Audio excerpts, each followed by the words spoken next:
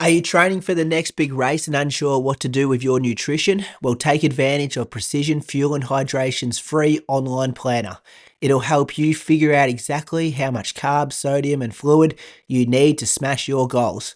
I swear by their 90-gram resealable gel on all my long runs and recently used it at the Ballarat Marathon. Click the link in the show notes, use the planner, and get 15% off your first order with the code INSIDERUN15. Support the Inside Running podcast and boost your performance. Now let's dive into this week's episode.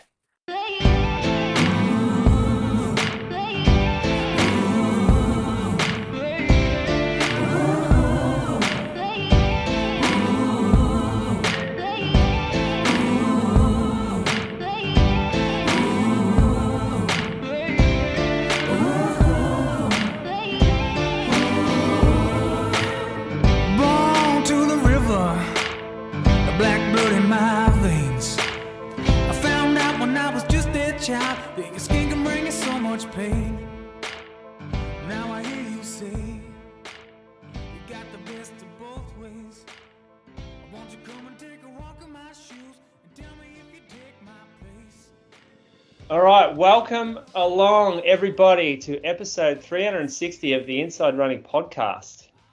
Now, it's been a big week in running. This is the first time you've ever heard me introduce the show. I've been given the keys to the old Holden Commodore, which is our show, let off the leash tonight by the two in charge. They've obviously got sick of doing this, so called me in. However, there is an upside to all this because we have one of Australia's best distance runners at the moment joining us, fresh off an Australian record. She's been to 2 Olympics. She's run 31:12 over 10K. She's run 14:49 over 5, a marathon in 2:23:27, and 10,000 metres on the track, 31:40. I think she's a 69-minute half marathoner. That's just off the top of my head. Maybe run in the 8:40s for 3K. She can correct me on that. But welcome, Izzi Batt-Doyle. Thank you. That was quite the intro. Appreciate it. Well, they're just stats. They're just and you've built up the facts to make it quite an intro. So that's kudos to you on that one. Yeah, no, you nailed it though. 69 minutes and I think 27 seconds and 8:47, I think. All right. Well, you've got some work to do on that half. I reckon that's probably definitely. It's a outstanding one. I welcome the other host. Now, this man is the favourite at the Melbourne Marathon for the 40 to 45-year-old category by a fair stretch, actually. The bookies are 2-1. Got Brad Croker there, and for it under or over 222, we're paying $2 under. $1.95 over. What do you think about that, Croaks? I reckon the over's pretty safe. Oh, I don't know. Got some workouts to get through this week that'll probably prove otherwise. Yeah, and I don't know any other 40 to 44-year-olds running, but never really been into the old age group prizes. Well, you are now. You're well and truly into it. Yeah, we'll see. I'm looking forward to it. I'm sort of definitely at the point now where looking forward to not having a run over 2 hours until race day, and probably not too many 2-hour runs over summer either. I sort of was really enjoying the long Sundays and the long Wednesdays, but the last couple of weeks it's sort of just been a little bit of a grind. So that's probably a sign it's time to freshen up for race day. Perfect timing, I think. Yeah. We'll get into the taper later because I've got some comments on that. But firstly, Izzi, I don't think we've had you on since the Olympics, so congrats on your run. 9th place, just missed out on the final. Yeah, thank you. It was pretty amazing experience, obviously running in the stadium with that many people cheering and just the whole atmosphere of having an Olympics with, fans and friends and family. But yeah, I was pretty disappointed to miss the final just by such a small margin, but I think as time's gone on, I know how proud I am of the whole season, and just getting there was such a big achievement for me. So, yeah, definitely walk away proud. Yeah, when you went into that campaign, the Olympics, you showed up at the village, how confident were you of making the final? To be honest, on reflection, I feel like I didn't back myself enough to actually think that I could make the final. Like you always say you want to, and like you're always planning for it. Like I booked my family tickets for the final night as well, but it was kind of like a second thought. It was like, oh, actually I probably should get tickets for that just in case. It wasn't like I was in my head like I'm definitely going to be there, which I think is the attitude that you really need to have at that level, because it's just so competitive and it comes down to such small margins that if you don't desperately, with all of your being want it and push for it, it's probably not going to happen. So yeah, I think I learned a lot from that experience, and while I think I could have been there and was very close to being there, I don't think I had enough time in the lead up to really like see myself at that level. I think I was just so focused on trying to make the team that once you're there, it's almost like you forget that you have to kind of push that next level, if that makes sense. Just on the qualification, Izzy, because like you sort of, obviously initially thought you could make the marathon, so you ran that 2:23, and then I know us on the show, like looking at the standards at the time for the track, was at 14:52. It's like at the time, other than Jess Hull, there weren't really many girls running sort of that time. Did you like always believe that you could run that quick, or was it sort of, were you doubting yourself in that lead up to the Olympics that you could get the standard? Yeah, I think it's interesting because I spent like all of last year, didn't run on the track. I was so focused on the roads, and really my goal was to run the marathon in Paris, and I thought that was a realistic goal. I knew it was going to be hard just with the depth that we had. And then obviously when I found out I wasn't going to be in the marathon team, I had already sort of made some of the steps to give myself a second opportunity, because I knew that wasn't a given that I was going to be selected in the team for the marathon. So I had to kind of have a second option in the back burner. But then I really went, full into the track and gave it everything. And I think I had to believe that it was possible, but just based on like the facts at the time, I definitely had a lot of doubt whether I could get there. But with my run in Melbourne in February, like I just knew that if I could run 14:59 at Lakeside in a race like that, coming off Falls Creek training, no track sessions and really quite a small like prep after Valencia, I believed that the time was possible, but I definitely had my doubts whether I was going to get that time, just with a few races that just were pretty subpar in my opinion in Tokyo and in China. And I felt like I was going to probably run out of time. So having that one lost opportunity was a lot of pressure in one sense, but also I just really leaned into it and was like, I've got to believe that I can do it. And yeah, luckily was able to get the job done. Yeah, it was an incredible run. Well done. Thank you. The race in Paris, like these types of qualification heats, do you feel like your running strength put you at a little disadvantage for making heats and championship style racing? Yeah, absolutely. And I think that I've always been someone who like voices that. I'm like, I don't love championship style racing. It's pretty obvious that I like races just to be hard and like go from the start. And I think you either have to fully lean into that and just like do that in the races, regardless of what race it is, or back yourself to be able just to run the race and, back yourself in the last lap or the last 200. And I think that probably I thought that I was, couldn't race at a championship level. I had to sort of like play my cards into my own hand sort of thing, which I definitely think is my best way of racing. I probably should have actually gone hard just from the start, to be honest, and given myself the best opportunity to run a PB because I was in PB shape. I think that first like slower K probably just threw that out the door. But actually, I think I should have backed myself to have a bit more, like to be able to be competitive in that last lap, because I ran a 1K time trial like 9 days before, and I actually ran faster than Rose. Like I ran 2:41, I think, and I did some really good sessions where I finished like a 400 rep session with a 62. So I definitely had found some speed, but I think I just didn't have the confidence that I could match it with those girls. So yeah, it's an interesting one. I think there's a lot of mental components to it for sure. Yeah, and from the physical perspective, is that something that you will focus on in the future, or do you think it will, focusing too much will detriment your strengths? Yeah, I think you definitely have to like focus on your own strengths and make sure that you're racing like at whatever level it is, whether it's in club or it's Australian Championships or it's the Olympics, like you're running the race the best way for you. And like the last 2 races on the road just recently, I had really good competition in the races, but I just was racing my race. Like I had my race plan. It didn't really matter who was racing, what they were going to do. I was just going to like run hard. And that's just how I perform best. So I think I'll probably just continue to stick to that regardless. Yeah. And because Melbourne Track Club have a group in Melbourne, and obviously group sessions, like it's great for the group to everyone do the same workout. But is your training adjusted from that to suit your strengths or weaknesses, like in terms of needing to sharpen your top end or to build on your strengths? Do you have a different program to the group training?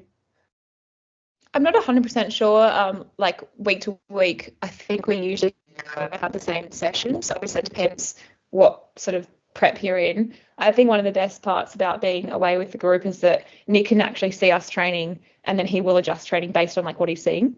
So that's when you get the best sessions, because he's actually seeing how you're going in it, and then the next session is kind of like altered because of how it went the week before. But like year round, I'm getting sent sort of the sessions to do. And like while Nick is my coach and he's really important in my sort of circle, Riley's also really important because he can see me every day. He's got that coaching knowledge. He knows me as a person and a runner. And so often we, occasionally do alter things just to work better with like training partners or how I'm feeling or like the location that we're training at. So if Nick sets me like a track session, but I'm not going to go on the track, I'm just going to go on the road. Like we might just alter it to sort of match that in the same way. So I really like that about training. Like I've got a really good sort of guide, but I feel like I've got the autonomy to make decisions that are best for me as well and best for my situation. Yeah, that's smart. What about the Riley dynamic with you? Like you guys been together a long time. I know I would have trouble coaching my wife in person. Yeah, there would be a lot of bickering. How does it go down? Are you guys, what sort of relationships going on there? Yeah, well, I think that's probably one of the reasons why like he's not my coach necessarily, and Nick always has the final say, and like I'll go to him for like the big stuff. But I feel like we have a good working relationship, and I just respect him a lot in the sense that I just think he knows a lot more about the sport and about running and about the body than me. And so like I'm pretty happy to take on anything that any advice he can give me. But obviously like I know my body too. And so it's kind of just like, taking on what is valuable. And also, I feel like he's not ever telling me like really what I should and shouldn't do. He's just sort of like weighing in his opinion, or he's just there if I ask him the question, which is a good way to be. I think he's not like, breathing down my neck. Yeah. Izzy, question just in terms of since the Olympics, I went back and had a look at your Strava, and it looks like I don't know if we call it an off season, but you had like 3 weeks where you basically didn't do a session and you just jogged. And I think your first sort of race back was the 10K down in Adelaide. And then you've come off that and broke the City Bay course record, and then yesterday broke Bonita's 10K road record. Were you surprised at how well you're running off 3 weeks of, I guess, jogging? Yeah, I actually, to be honest, I'm pretty surprised by my last 2 results at this time. I'm not surprised based on the whole body of work that I've done the last year, the last like 4 years. I'm just sort of surprised it's happening now. But I guess that's, for me, I'm just understanding that this is what, distance running is about. It's about a massive accumulation of work coming to fruition at the right time. And for me, like, I just feel like maybe those 3 weeks helped me absorb a really big season, like physically and emotionally. And my body and my mind was like ready to get back into training and racing hard. And I really haven't done anything hard in the last 3 weeks, really. I did 4x2K and then 8x1K, but I just did them with Runners One. So they were like they were 6 a.m, didn't do any strides, didn't do any like warm up I did a warm up 20-minute jog, but I didn't do any activations or anything. Just ran with the guys out there. And like, I find that really fun and kind of liberating to do after you've had like really structured training for a period of time. Yeah. And so, I'm just showing myself, I think that, it takes like a massive body of work. And I actually, so sort of long story short, I had a scan back in April, and I had a tear in my hamstring, and so I had to go on anti-inflammatories for like the whole season, the whole 3 months that I was overseas. And the day after my race, when I knew my season was done, I was going to go home in a week, I came off anti-inflammatories, and unfortunately it was really sore and I couldn't really run. So that 3-week break was sort of, it was somewhat planned, but also like I was forced into not really doing much because I was just in pain, and I had to work through this injury and get it right again. And I was kind of limited by like speed and could really just kind of do threshold sessions. And I actually did that 10K because I was feeling okay, and I didn't like the thought of there was $1,000 on the line prize money, and it was in my backyard, and I had a lot of athletes running, and I thought it'd be fun to jump in, and actually ran better than I probably thought I would have off 2 weeks of not doing much. And then the last couple of weeks just gone better than expected. So it's good to be on the up. And I actually thought at one point when I got back from the Olympics that I'd have to can the rest of the season. So to be here now is sort of like a bit crazy. So when do you have like an off season? Because like I know a lot of the, let's say, Northern Hemisphere pros, like especially track runners, like they're pretty much done now, and they'll have 4 to 6 weeks where they're not really doing much hard training. Some of them will take a month off. Whereas I feel like the Aussies do sort of the Northern Hemisphere season, and then they come back to Australia at this time of year, and then you've got all of these sort of big road races where there's decent prize money on the line, and then you roll into Zatopek, and then you roll into the domestic track season. So will you have a break at some point? I think those 2 weeks were my break. And look, it's different for everyone. I think you have to weigh in, like, it's more obviously the physical, like your body will tell you what you need to do. Like if you're forced to have a break, if you've got an injury, or if you're feeling really flat. But usually it comes down to, I think at this level, like how you feeling mentally. And usually the break is more of a mental thing than anything. And for me, like I have the desire to want to run every day. Like I love running, and if I had no race on for the next 5 years, I'd still want to run every day. So I don't really want to have a break, so to speak. Whereas some people, sure, they still might love running, but they want to have a month off or 2 weeks off because they just want to like completely like switch off from the sport, hang out with their friends out of running, like, do activities that are sort of like outside of the running world. Whereas my life is really just like centered around running, through that business, through my friendships even. So taking like a month off or 2 weeks off completely away from it is the last thing that I'd want to do. So I just think it kind of depends on the person. And again, of course, like we are professional athletes, and for me, like to make a bit of money out of sport is like really like nice, and so to have opportunities where you can race and you can earn money is great. So I also want to take up those opportunities. But yeah, I think it really comes down to more of the mental side of it, and I just have that desire to want to run. So if I didn't, I'd have a longer break, but I feel ready to go. Yeah. So you touched on two things that have been mentioned to me when we did a little bit of chatting around the Adelaide crew. One was your business, Runners One, like a Goliath now within the running industry. How many people is under the Runners One banner at the moment? Can you tell us? I think there's probably about 500 within the group. 500. There wasn't 500 runners 3 years ago.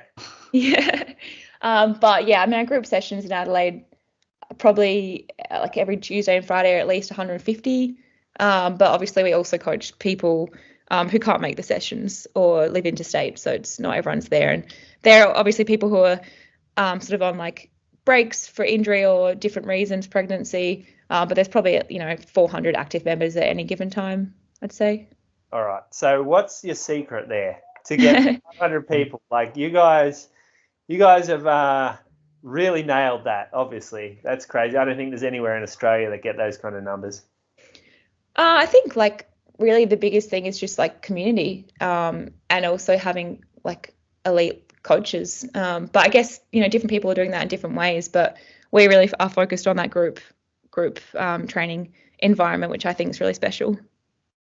Does it ever get too hectic, like having 150 people? Like, if I'm guessing you don't do track sessions, or We don't really anymore. We used to do some around a grass oval, but if we do them now, we'd split them across 2 ovals and then have like, or to kind of have like a split session with like 3 different groups across like different space. It does get hectic, but and the more people you have, the bigger responsibility. Like we pay insurance, we pay for using the parklands.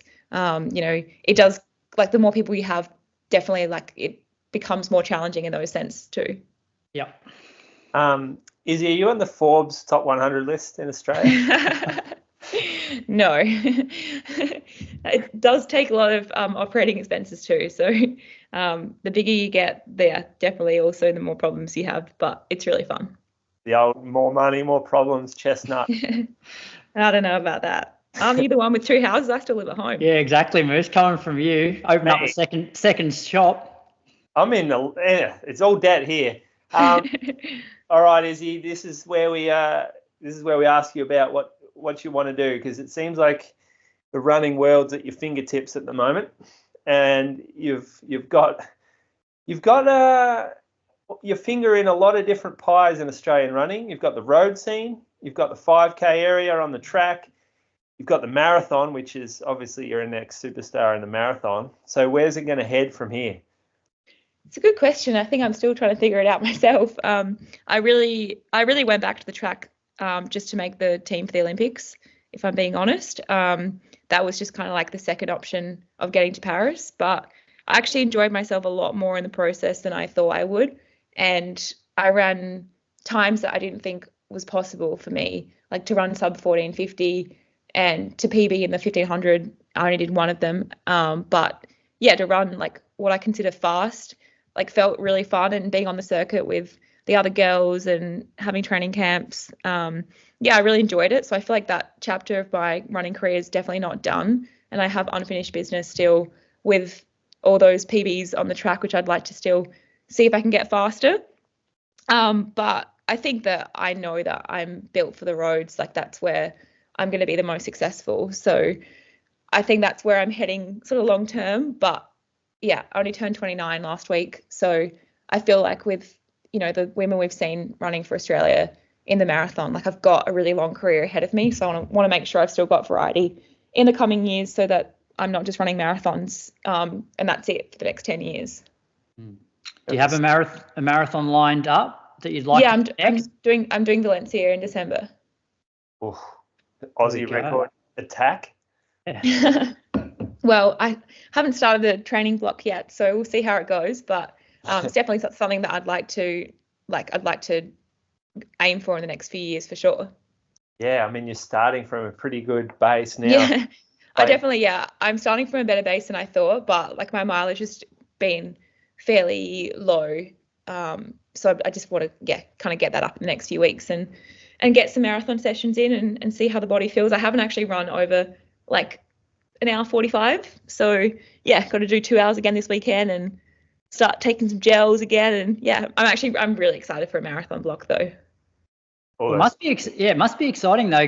Like the fact you've run 2:23 when you weren't running as fast as you have over like the 5 and the 10. So the fact that you got this extra speed now, and like naturally you're a strong runner anyway, like that Aussie record probably is in danger if you get a good weather day. Yeah, definitely. And like Valencia is fast and it's going to be good, but I'm not the only one probably going for it. Like Jen's running, I think Jess Stenson's also running, so you never know. It could be a hotly contested one. Oh, that's cool. That'll be great. I love those Aussie championship type races like that. Yeah. That must be fun too. Gets Yeah, it is. I think the good thing with a race like Valencia though is that, like, even last year there was 4 of us Australians running it, but you've got so many other people around, like the sort of elite, sub-elite men, that you don't even really, like, you're not really like you racing head to head. Like they're in the group somewhere, but you don't really see them. You're just like racing in a massive pack. Yeah. So on that, what about that new? I think I just saw something around the qualification for the Olympics. Like the qualifying times won't count if you're in a mixed race. Did you see that? Yeah. So there was a bit of confusion, and I think an hour there where I was like, what the? Because I got sent that too.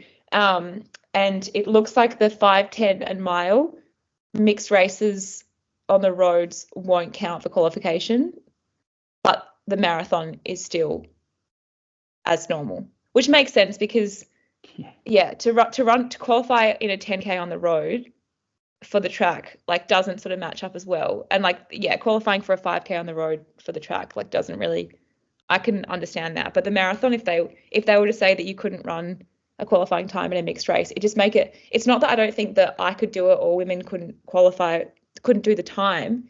It would just make the race opportunities way too scarce that like no one would even be able to get into them. There was only a handful of women's only marathons, aren't there? Like exactly, yeah, like Nagoya, London. So yeah, that would have been pretty crazy if that was true, but I believe it's just the mile, 5K and 10K.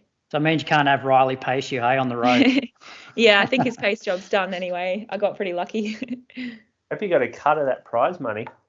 Yeah, well, 7-year relationship, I think he gets half.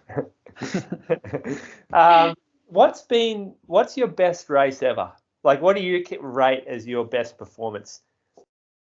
Oh, that's so hard. I think probably the marathon still in Valencia. That was good. Yeah, I'm not sure what my World Athletics would say, but I just feel like that was the best result that I feel like comparatively on like a world level is like good. That's what you're proudest of, that race? Yeah, I actually am, because the build for that was really hard for me because I spent 4 months overseas on my own, like not with the group. Like I went over at the end of the track season, and like I really committed to the race and the build, and it felt like a struggle a lot of the times, like living alone in London when it was pretty average weather, and I wanted to be back in Australia with my family, and I was over there sort of preparing. So yeah, definitely that was a big one. Marathon is your highest ranking result on World Athletics. Yeah, 1198 points versus 1183 for your 5K and 1182 for yesterday's run. Yeah, right. But to be honest, actually the 5Ks, it's hard to top that though, because when I raced that, like I had one opportunity to qualify, and I still might have got picked on rankings, but like you just never know. I had one opportunity to qualify. Like I was in this race, like it slowed up with the Africans, and in the last K, like I had to go to the lead to make sure the pace, like to like keep pushing. And I just feel like I was really proud that I just really took like control of that race and like put my fate in my own hands to qualify. Yeah, that's pretty. And probably after the whole marathon ordeal and like the months leading in with everything that went on with the marathon, like to be able to come out and do that and qualify and be like, yes, I'm going to Paris. Yeah, that moment is like the greatest moment of my like doing a race. I was crying. I was literally crying and touching the track and just being like, oh my God, thank God. Shows you how special the Olympics is, doesn't it? Yeah, it does. Yeah, it's like all of these events, like the Diamond Leagues and a lot of like the big prize money and all that, but still the amateur. They just don't matter as much. Yeah. But then the hard thing is like often like qualifying is the highlight, and then actually racing in the Olympics is like really cool, but it doesn't top like the qualifying. Yeah. Well, we'll never know, Croaks. You might like the World Masters one day. Yeah, please. You will not see me at a World Masters, Moose. You could be a world champion. You could wear the Aussie kit. Well, they had the world. So on that, Moose, you know they had last when was it? Sydney Marathon. It was the World Age Group Championships. Ah, yes, gotcha. Yep. Yeah, and that also explained. We had a lot of people write in. Remember how you stat last week about how many sub 3 hour runs in Sydney? Yeah. And that was, I think, largely because a lot of international world masters athletes came out for that world championships. But what I struggle with is that one of my mates, James Barker, who was in like the 45 to 49 age bracket, he would have finished, I think, second, but he wasn't actually like entered in that world marathon like age group competition, which I just find it's like whatever age you are, if you're in that race, like you should be handed the medal, not just, if you've registered for the world title race. That's true. You probably have to be like a member of the Masters Association or something. Yeah, which is Well, actually, my mum actually qualified for it. She got like because she's doing the world majors, and she ran like 3:45, and she's 65 now. And she's like, oh my gosh. And I was like, and for them we're like, oh, like it's really just like a money making thing for them to get to call it a world age group. Like it'd feel like a hollow medal for me. Like if I knew that somebody in the same age bracket as me ran faster than me but didn't get a medal, like I'm just like, well, how can I say that I'm first, second or third when this guy's the same age as me and beat and didn't get we had a funny thing happen in SA like a couple of years ago where one of our guys actually came third at the state championships, but then because his registration was like he wasn't registered to a club.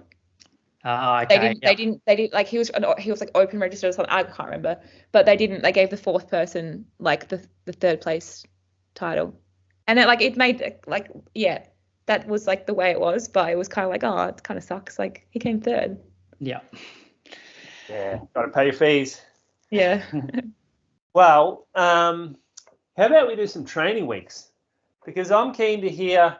I'm keen to hear, Izzy, and you haven't really done training weeks like you normally would because of the rest period, Izzy. Yeah. But why don't we hear what a race week looks like? Just because we want to hear this week just gone. Yeah, Australian record training. Okay. That's what we want to hear. Very cool. All right. So Monday started for me the day after City Bay. So my birthday was a Saturday, so on the Sunday night I had like a birthday dinner and I had a few wines, which is unusual for me, but it was worth celebrating City Bay course record and the win. So Monday I was a little bit dusty. Reds or white do you drink? Red. I don't like white wine. Champagne and red wine. I reckon you would go to the cellar in your house. I reckon you pull out bottles that we've never heard of before. Like vintages that were from the 70s. I don't really know wine. I just drink what I'm given. Okay. But yeah, so Monday morning, unusual for me, but a little bit dusty. 60 minutes, and I ran from home with my friend Connor and Riley. And that was 4:35 average. And then I did a double with Jacob in the afternoon around Vic Park, just 40 minutes. Again, 4:35 average. And then Tuesday morning I went out to run as one. Izzy? What's that? You know what they call that? What? They call that the daily double. Well, Brady does. Yeah, I don't daily double. My doubles have been quite scarce. Tuesday.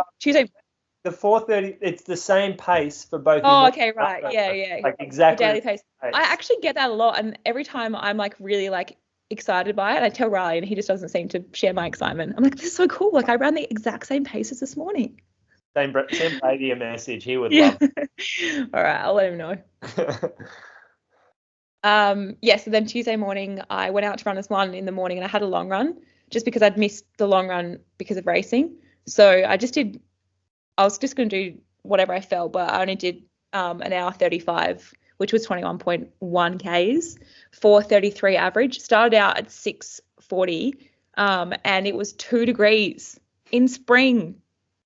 Yeah, it was freezing. I wore like 3 layers, gloves, and a headband. I wore a headband on my ears. So that was such a weird winter. Weather's been really strange. It's been nice, but really cold mornings. We had like a -6 here in spring. What? Yeah, not like last week or the week before. Yeah. Oh, terrible. I'm surprised with how many long sleeves I still have in the wash this time of year. Yeah. Well, like I remember this run. I started pretty slow, and like I was pretty slow for the first hour, and I had company for the first hour, and then I was solo for the last 30 minutes, but I just never really warmed up, and my body never, like I didn't feel bad, but I just felt like cold and tired. So are you coaching during this run? Like, no, I'm not really. I don't really have any coaching duties because I'm so unreliable to be here. So at the actual sessions, it's pretty rare for me to be like on the whistle or like on the bike. We've got maybe 7 coaches, and most of them like do the session run around. Like Jacob runs the session, like runs in the session.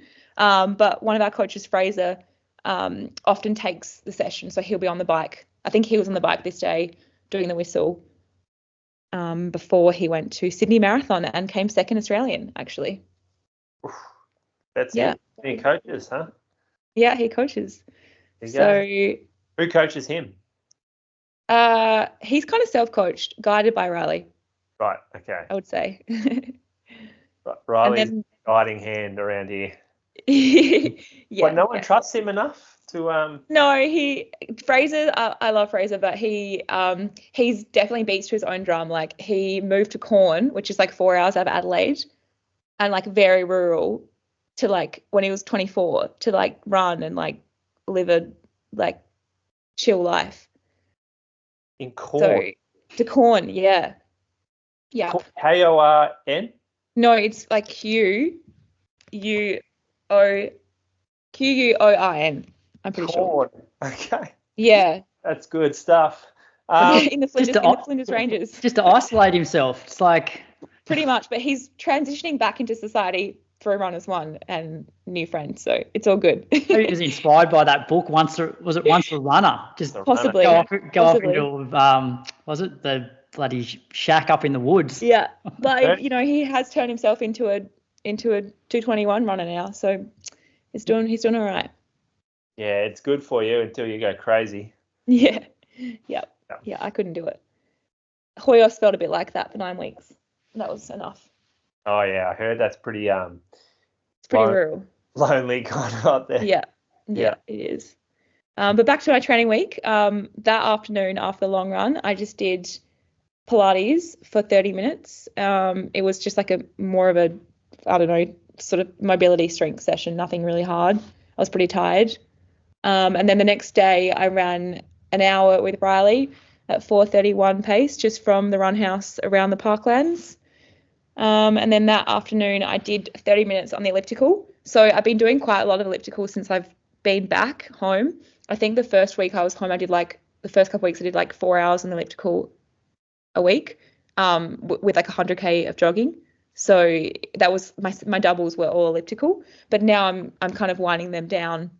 And because I was between races, I didn't want to overcook it this week with running too much. So yeah, elliptical 30 minutes is a good option for me. And like my average heart rate says 136. So that's a nice amount to be like recovering, but also getting a little bit of work in. And then the next morning did I go to the session? Oh yeah, I did. I went to the session. No, sorry, this is Thursday. I'm getting confused, sorry. Thursday session instead of Friday. I did 20-minute warm up, 3 by 8 minutes. So normally it would do 4 by 8 minutes for this sort of session, but just had 3 because it was 3 days out from this 10k race. And I ran them with my friend Connor, sort of behind him by about 10-20 meters. And they were at like 3:17, 3:16 average, and then 1 minute jog at like 4 minute pace between ish. So it's like a jog, but you're not backing off completely. My Strava says 3:18 pace, 3:17 pace, and then my watch actually died, but we ran a bit faster on the last one. So I'm going to say 3:16 pace, and then 20-minute warm down, back to the shop. And what did I do that afternoon? That's just on, that is pro hours. Pro hours. 10 a.m. start. Whoa. Well, yeah, this was a bit random because we usually train Tuesday, Friday, and I'll either train with a group at 6:20 in the morning or 9:30 after the session. But Thursday was a little bit rogue because we were just doing a session, just solo. But actually, I was up since like 6:30, 7 a.m. because we got a new puppy, and that was the first night we had him. And yeah, I was excited to wake up and see him. That's a bad idea, by the way. Yeah. There is nothing good to come unplanned. out of that. It was unplanned. An unplanned puppy. Unplanned pregnancy. Yep. Oh, what sort of dog is it? It's a rescue dog. So he's only 10 to 12. He's 10 to 12 weeks old ish, and they're not sure of the breed, but it's like red heeler, staffy, terrier kind. Yeah. But little, he's quite little. So this is another thing for Riley to take care of when you go overseas. Yeah, when I leave. Yeah, exactly. Just add to his list. Moose will send you some dog podcasts to listen to. Okay, thank you. Canine Paradigm is my current one. Yeah. They're a bit too. You know what? I don't like the dog. It's too political in the dog world. Yeah. You gotta like. Are you going to be a positive only trainer, force free? Oh gosh, I Or hadn't thought about all this. Yeah. I just met him because one of our baristas is a vet student and she fosters for the RSPCA, and he brought him to the shop, and then we were like, oh, and then we fell in love, and now we're adopting. So yeah, I really haven't. Anyway, it'll be fun. We've got heaps of people who want to look after him, so it's going to be like a collective effort if need be. Well, you'll learn. You need to learn. Yeah, now. it's way easier. Like, it's way easier than having a baby. And like, I also want to be a marathon mum, but I want to not have a baby yet, so I can have a dog. These marathon mums, they make it look like they make it look all bougie, and it's all you get all this. It's hard work. Yeah, it's hard work. I've seen it up close. It's hard work. No, I'll start with the dog and see how that goes. Oh, Riley will start with the dog. But yeah, so that afternoon I did elliptical again, just 30 minutes. I was a bit tired, average heart rate 141. But yeah, I love the elliptical because your legs don't get sore, but you can get the same, like I'm sweaty and like I get my heart rate up. And I just think it's such a good way to get extra training in if you don't want to run heaps. And then Friday morning, I bought one. After Tokyo, I bought one and just have it at home, and that makes it really easy. And you have a fan set up, and do you have an iPad? I've got a TV. It's like in like a gym room, and I just watch like YouTube, like running videos, you know, Sweat Elite, John Heyman's, like, I don't know, just random stuff, races, Diamond Leagues. 2023 Valencia Marathon. Yeah, actually I haven't done a stream for that. But yeah, just watch. And if I'm really, like, when I was coming back into it, the first couple of weeks, I was actually watching Netflix just to sort of get through it. But I really enjoy it. Heart rate, like, is the like you've got a pretty high heart rate here for elliptical. Yeah, I think that the elliptical is so much harder than going for a second run. If I go for a second run, my heart rate probably won't break 130. But if I'm on the elliptical, I'm usually always over 140 average. Yeah, like it's better aerobic work. It's better aerobic work, but it's still easier on the legs. And with my hamstring issue that I had, I just felt like running twice a day was just possibly too much. And so on the elliptical, like, you're not getting the same sort of hamstring load, like knee drive, whatever, but you're still getting good glute activation and, like, obviously still good aerobic. Yeah. So are you over that injury? Is that all good? I'm actually getting my 6th and final shockwave session on Wednesday. It's been having shockwave every week for the last 5 weeks, and I'm not over it, but I'm managing it really well now. I just wasn't. It had got to the point where I wasn't managing it well enough that I couldn't really run. Like, I was taking anti-inflammatories twice a day, every day for over 3 months. It's just too much. But now I'm not taking anti-inflammatories at all. Haven't taken them since the Olympics, and just getting like massage once a week, physio, needling, shockwave. And actually the biggest thing that I've done is isometric holds after my run or my elliptical twice a day. So I haven't really been doing like much strength, but just doing iso holds twice a day and like really committing to doing that. And that's made a big difference. So yeah. Good. Huge difference. But something I think I'm going to have to like continue to work, like continue to manage. And I think that as athletes, and not that I think I'm old, but the older you get and the more that you run, like the more you have to just sort of like, you're probably managing something. Oh yeah. Yeah.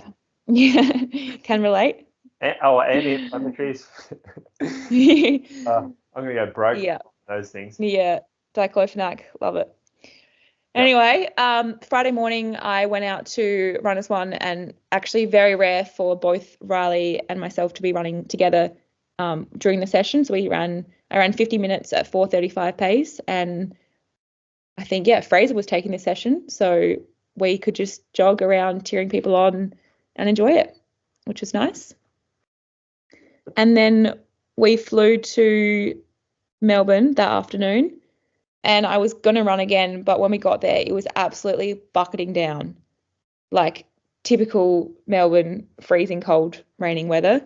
So I just thought, I'm not running in this, and probably good for me to have an afternoon off. So don't pros run in the rain? I do, but not like torrential downpour when it's already half dark. Haven't you heard the saying about skin being waterproof? Yeah, true.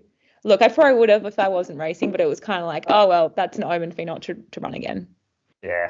Wow. And in hindsight, like looking at my training week, I didn't need to run again. It would have been a bit unnecessary. If it all my little like ribs at you would make way better sense if you had a shit race, but you didn't. Whatever you did worked. Yeah. That's the attitude I usually take, is like, I don't really try and overthink things too much. Like whatever you do is going to be what you've done, and that's just like, leave it at that. Can't overthink it too much. Yeah. But on the Saturday I had like 11 hours sleep. It was amazing.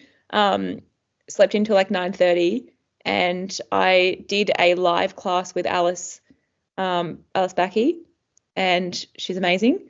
Did a just mobility session with her. That was 30 minutes. And then went for a run with Riley.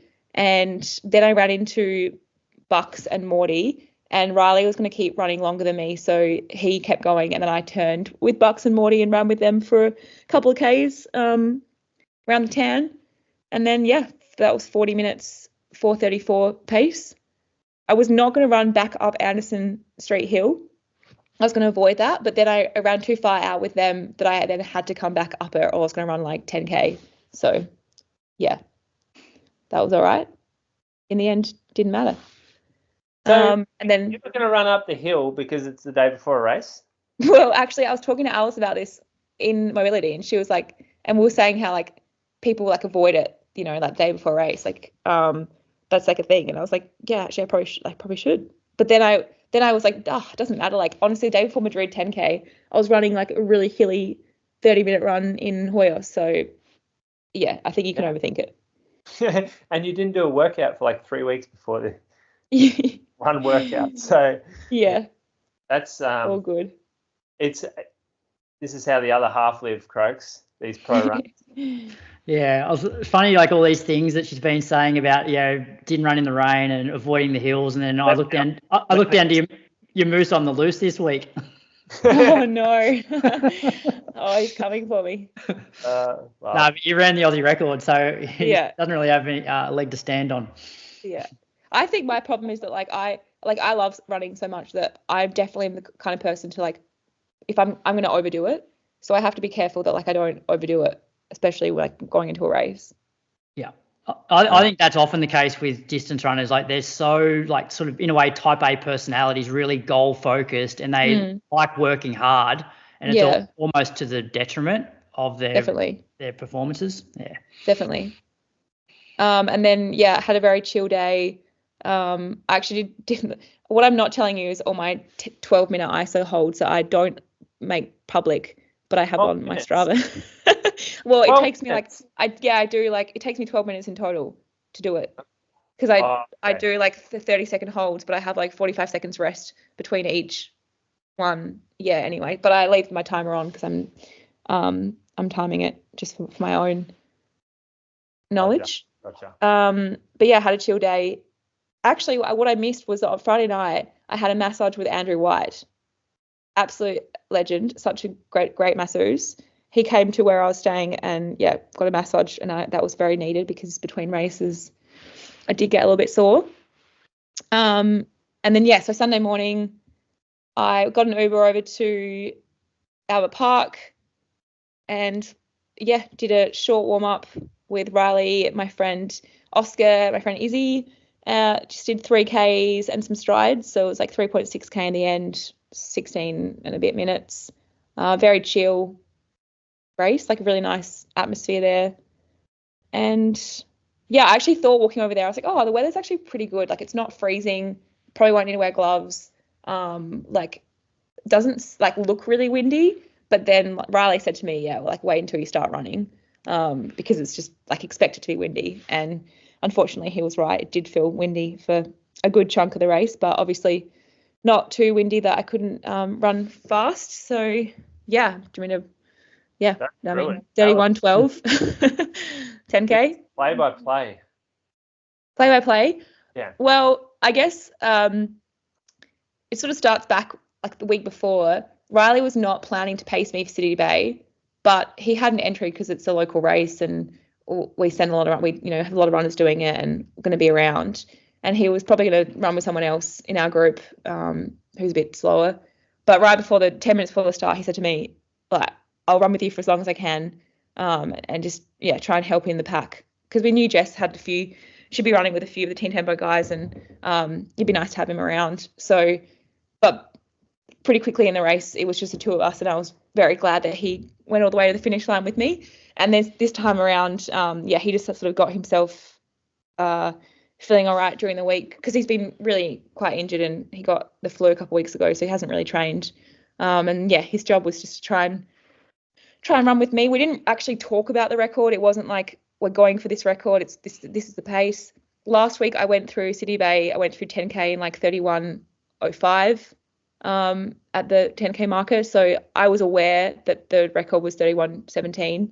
I thought that I could get it on a given day, but I didn't know, backing up a week later, I knew that City Bay, that course is essentially downhill, running down Anzac Highway. It feels really nice. Running 31 low there does not mean that you can run that somewhere else on a certified course.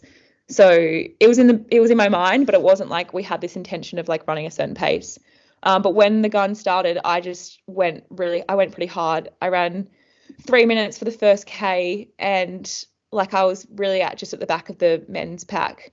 But that's what I did in Madrid. I just went hard from the start and sort of just backed myself in, and I wanted to see what I could do, obviously. But then by the second K, you sort of like hit the turn around back up Albert Park, and that's where the wind sort of goes all the way along that side. So like second K, third K, fourth K all feel into the wind. And then I felt like then the fifth K, when you're coming back past the straight, that's when you've got a bit of a tailwind again. So it's almost like, K5 and 6, you're all good, but then back 7, 8, you're back into that sort of wind section. Going north kind of thing. Yeah. And then once you turn and you're probably like 8.5K, 9K, that last K is good. Like it's a little bit, it feels like you're running into the finish. Like it doesn't feel windy. So yeah, my first K 259, my last K 259, all the rest 308, 307, 306, 306, 306, 311, 312. I was struggling here. I was hurting.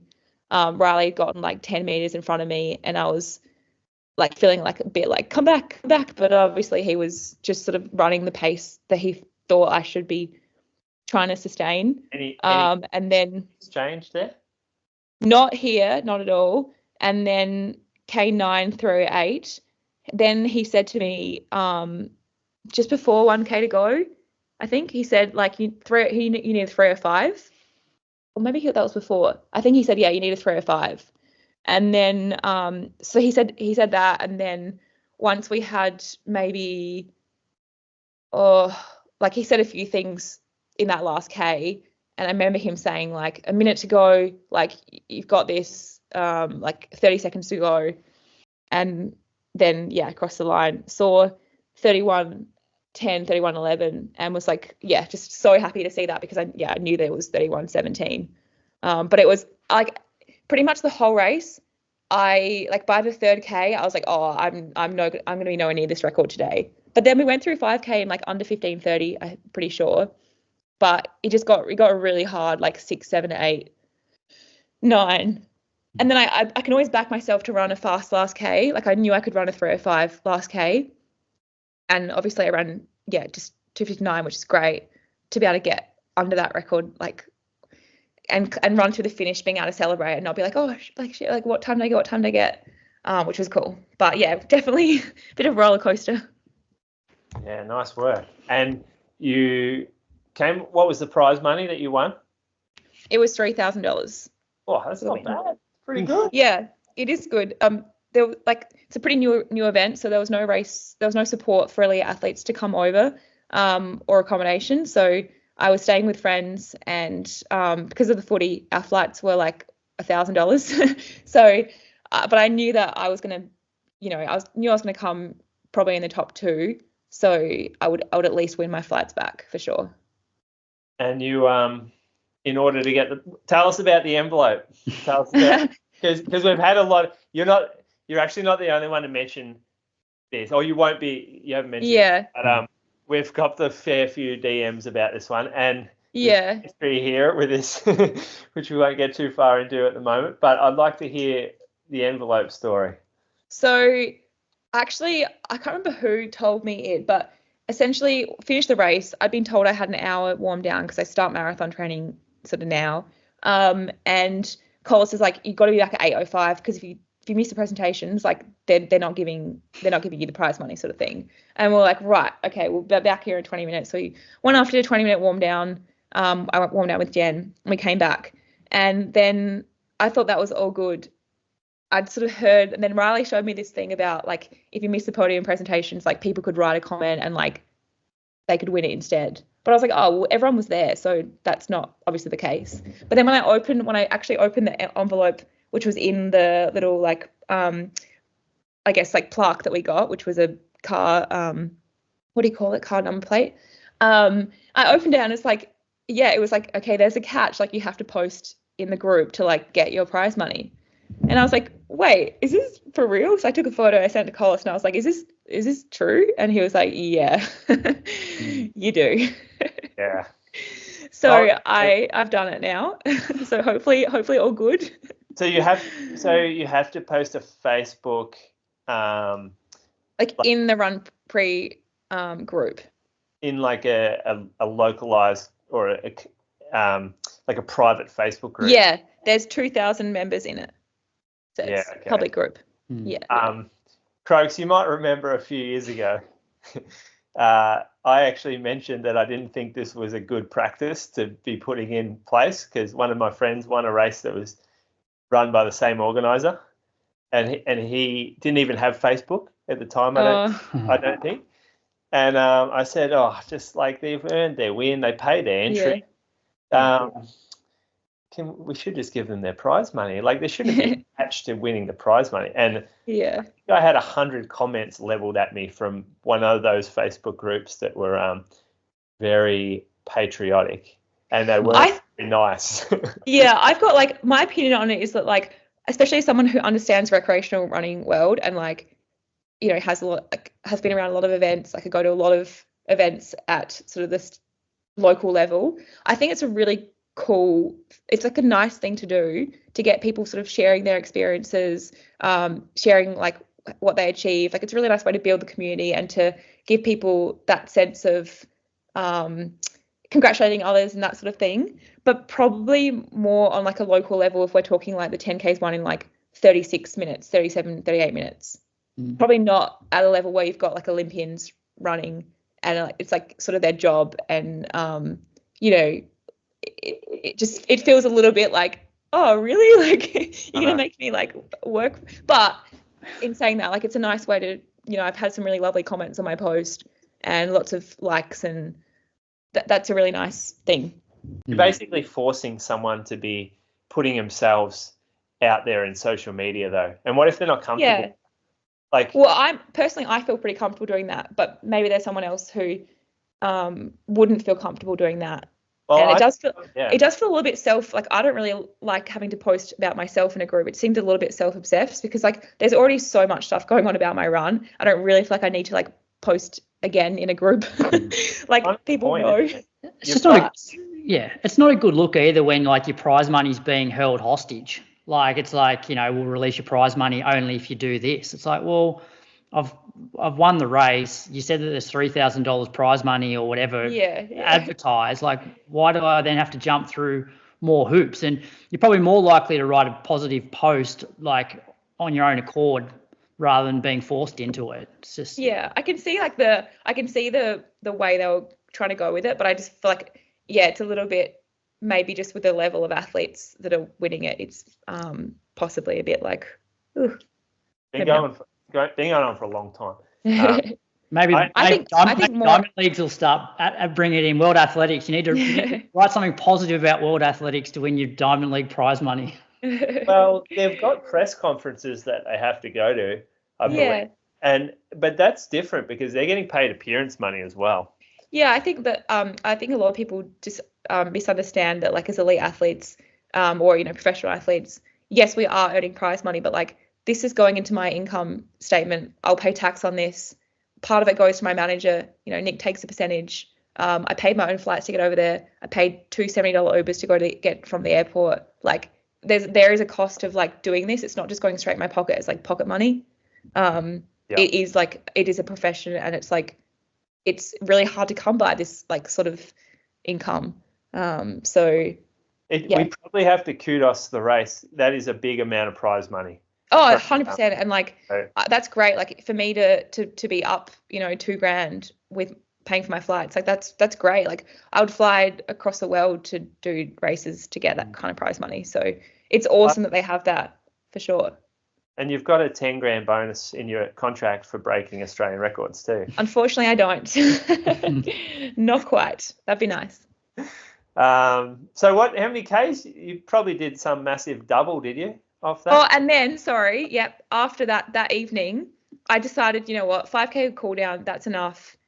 Like, I've just run a really good race. I've had presentations. There's no point like going for a second warm down now. That's smart from you. So, I actually went for a double that afternoon instead. So I just went for 50 minutes in the afternoon after I'd had a nap and a very chill day. And, ran 11 Ks, 4:30 pace, and actually felt really good. It was a really nice night in Melbourne for a change. It was not as cold. Sun was out. It was pretty nice. For the week, you ran 120K? Yeah, 121.8 it says. Yep. If I uploaded everything. You ran 202K back in November. Yeah, I'll get back to that soon. Wow. I did 4 weeks last year at 200K or over. Jeez, right. There you go. Yeah. All right. Before. And I remember, I'm pretty sure you said on the podcast, like, Brady was talking about that I was going to run well, and you were like, yeah, we'll see, like, or she'll be cooked. We'll see. We did see. She kept that receipt. I did. Look, you were in altitude. You were doing some massive mileage. Yeah. That's good. You know what? This works into my moose on the loose perfectly too. Remember that, Izzy. I'm nervous now. No, that works perfect for me today. Yeah. Be back there.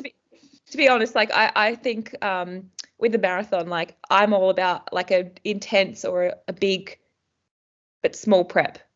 Like don't make it 12 weeks. Like 1 month, 6 weeks at like a really high load. I think it's better than like, That's well, not 1 month of prep, but like in my prep, I probably had 8 weeks. And I went from like 150 sort of upwards and then did 4 weeks at a really big load, 200, and then came down tapered. Yeah. All right. That's the next thing for us, Croaks.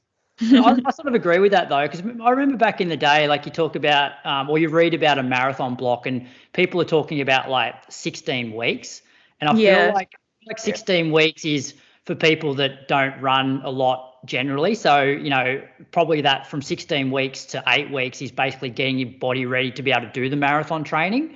Definitely. But what you're saying there, I agree with. Like if you're already really fit, you don't need to be flogging yourself for 12 weeks. Yeah, like I think you should come into it like in 10K PB shape or half marathon. Sort of ideally, like you come into it at a really good form over some shorter distances, and then you build on that in 8 weeks. I see a lot of people, and they post about like 7 weeks deep into like 7 weeks that's out for a marathon, like sort of so tired sort of thing. I'm like, I just feel like you're doing it wrong. Like, I mean, you should be tired, but like. You can't be in a hole if you're 7 weeks out from a marathon, or you shouldn't be. Yeah. Yeah. No, I think you're right too. I think that's a long time. Mentally, you're just fucked after. Yeah. All right, Croaks, you're the everyone's following you at the moment. There's a big hype around this man. Is he up here, Victoria?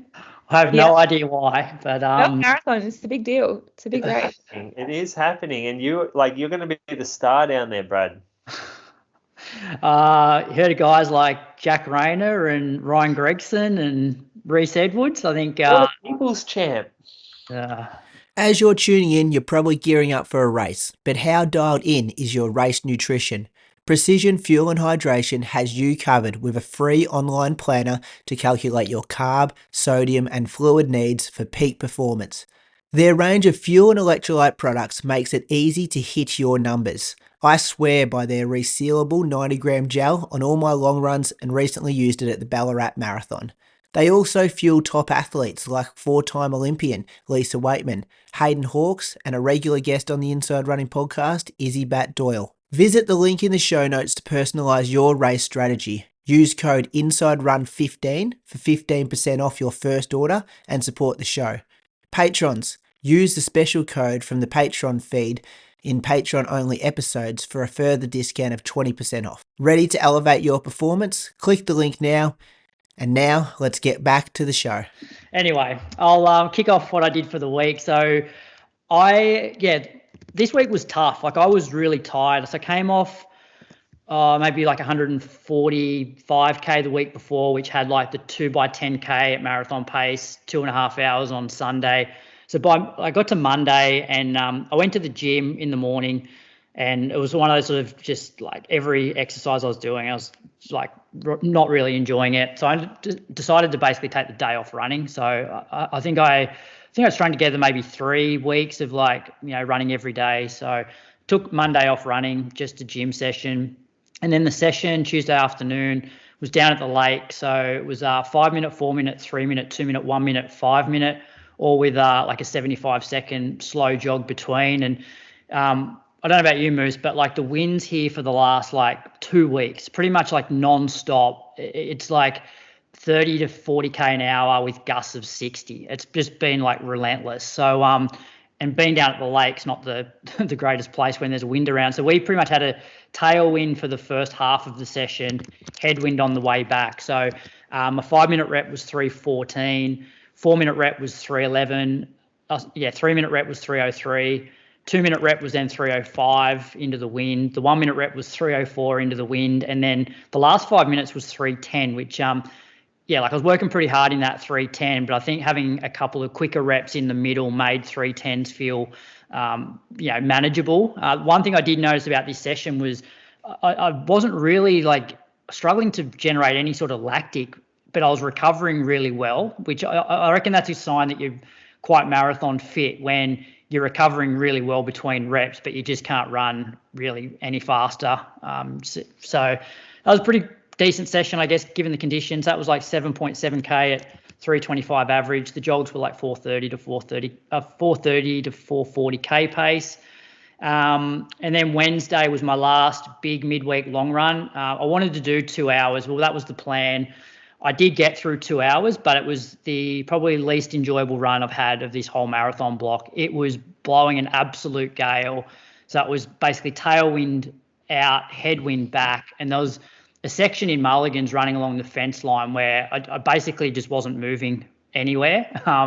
And at that point, I was about 80 minutes in and I thought, maybe I'll just stop at 90 minutes or maybe I'll just stop at an hour 45. But then part of me was like, if I sort of pussy out now, when I've, wanted to go out for 2 hours, then what's to say I get to 30k in Melbourne and just do the same thing. So pushed on through, did 28.7k at 4:11s. It just 4:11s though. 4:11s, yeah. But I wasn't going to then although I wanted to stop after 80 minutes, 90 minutes, I wasn't then going to just start running 4:40s just to get through it. I'm like, no, I'm just going to basically make it a really good sort of mental training session where it's not enjoyable, but you just got to keep grinding it out. So you ran a workout the night before. Yeah. Yep. So you don't have to run fast the next day. Well, You're getting the stress from 2 hours in the hills. Yeah, I know, but I don't know. I've always been a big fan of rolling on a Wednesday. Oh, I know that. Yeah. Know that. Well, when I look back when I was running my best over the marathon, it was like a staple for me, and I just feel like it. I don't know. For some reason, it made me mentally strong, but also physically strong. So. Anyway, I got through it. The next day, I ran on the treadmill. Winds were still around, so I just did 45 minutes, 12k an hour on the treadmill. So that was 9k. And then this week we had a Saturday long run combined with a session. So Friday was just an easy hour, 14k 423s. And then I met Rob and Zach down at the lake on Saturday morning for our session. So it was we did 20k at like a decent pace. Like we averaged basically 4-minute Ks for that 20k. The first 4k was probably the hardest for me because Zach was keen to sort of get things rolling, and I think we're like 4:15 first k, and then by like 3 or 4 Ks in, we're like 4:05s, and it does take me a little while to get going. I think that what it was. I'm like 5-minute first k. Yeah, because we wanted the first like 80 minutes to be somewhat, I don't know, a decent pace, and because it wasn't in Mulligans, that like there weren't many hills around. So yeah, it's easy to get rolling on the bike path. So it was 4:20, 4:13, 4:12, 4:05, 4:03. But then by the 7th K, we'll sub 4-minute Ks, and we pretty much every K after that was sub 4. So yeah, did the 20k in about 80 minutes. Changed shoes, and then the session was 3 by 5k with a 2-minute jog between. Once again, it was not as windy as it was on the Tuesday, but there was still a wind around, and so the first 5k was predominantly like tailwind. So I ran that one in 16:58, and it felt fairly smooth. Second rep was a bit of headwind and a bit of tailwind, so that was a 16:51. The jog recoveries were about 4-minute Ks. And then I knew that the last rep was going to be the hardest one because I'd run, 31, 32k by this stage. But the first probably half of the rep was into like a really exposed part of the lake. And I remember running through that. They basically had markets, and here people were out enjoying their Saturday morning, having a coffee. And there I was feeling like I was at the 39k mark of a marathon. But then once I turned around to head back the other way, so I had maybe a tailwind for the last k and a half. I went from feeling like I was at the 39k mark of the marathon back to like the 33, 34. It was just amazing how much of a difference it made having the wind behind me. And obviously I was pushing pretty hard into that wind. I felt like I was blowing up massively, but I still think I was able to hold like 325s into that strong wind. So my 5k splits were like 16:58, 16:51, 16:47, and then we jogged 2.5k back to the car. So that was 38.5k at 346s all up. So that's a good run. Very good run. You're running 3:21s at the 39k mark. That's got to be a marathon pace for you. We'll put it this way, like in terms of marathon effort, like there's part of that last 5k rep where it was definitely like it felt like I had I wouldn't have wanted to run more than 3 kilometers. Like I was pretty much like, this is how the back end of a marathon feels. But then once I turned and got the tailwind, I was able to then sort of pick it up, because I think we went let me have a look. Yeah, I think my slowest K in that whole like main session was like 325s. And then 323, 321, and finish with a 319. So look, I don't know.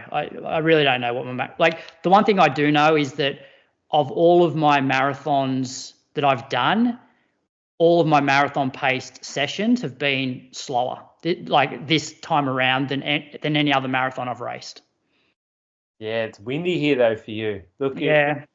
But I look at so I guess I've only run 5 marathons, and so obviously Lake Biwa, I was running more like 3:15s for all my marathon pace stuff.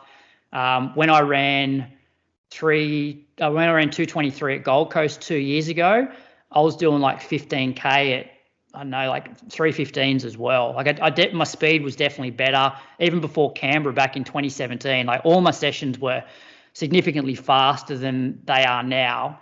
I'm just backing on probably being a little bit stronger maybe.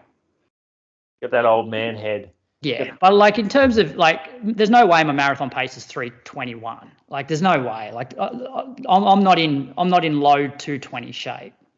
I remember seeing Izzi Batt-Doyle run maybe it was 4x5K quicker than 3:21s at altitude. Yeah, well, that's what I've been trying to say, Moose. Like all of the sessions that I've been doing, like our top Aussie girls would be able to do these sessions, and the Aussie record is 2:21. So yeah, I don't know where you're at. Huh? But then look at your sessions, Moose, the last couple of weeks. I reckon our sessions have been pretty much on par. What do you reckon, Izzy? Yeah, it's hard to say because I feel like it's like guys are just a bit different. Like I've trained with some guys that are sort of ahead of me in every session, and then I beat them by like 30 seconds at City Bay. So it is. Let's usually they're better at shorter stuff. I feel like comparatively. You reckon they just like racing more in training? Yeah, I don't know. I'm trying to think what I did for my 5K reps. Like was doing all my stuff at Font-Romeu, sort of averaging that 3:22, 3:21 pace. Yeah, they were fast. I remember that. It was discussion points around that. Then you would upload, and then I would have 4 inboxes. See this one? See what she's done here? Or message, and I'm like, yep, she's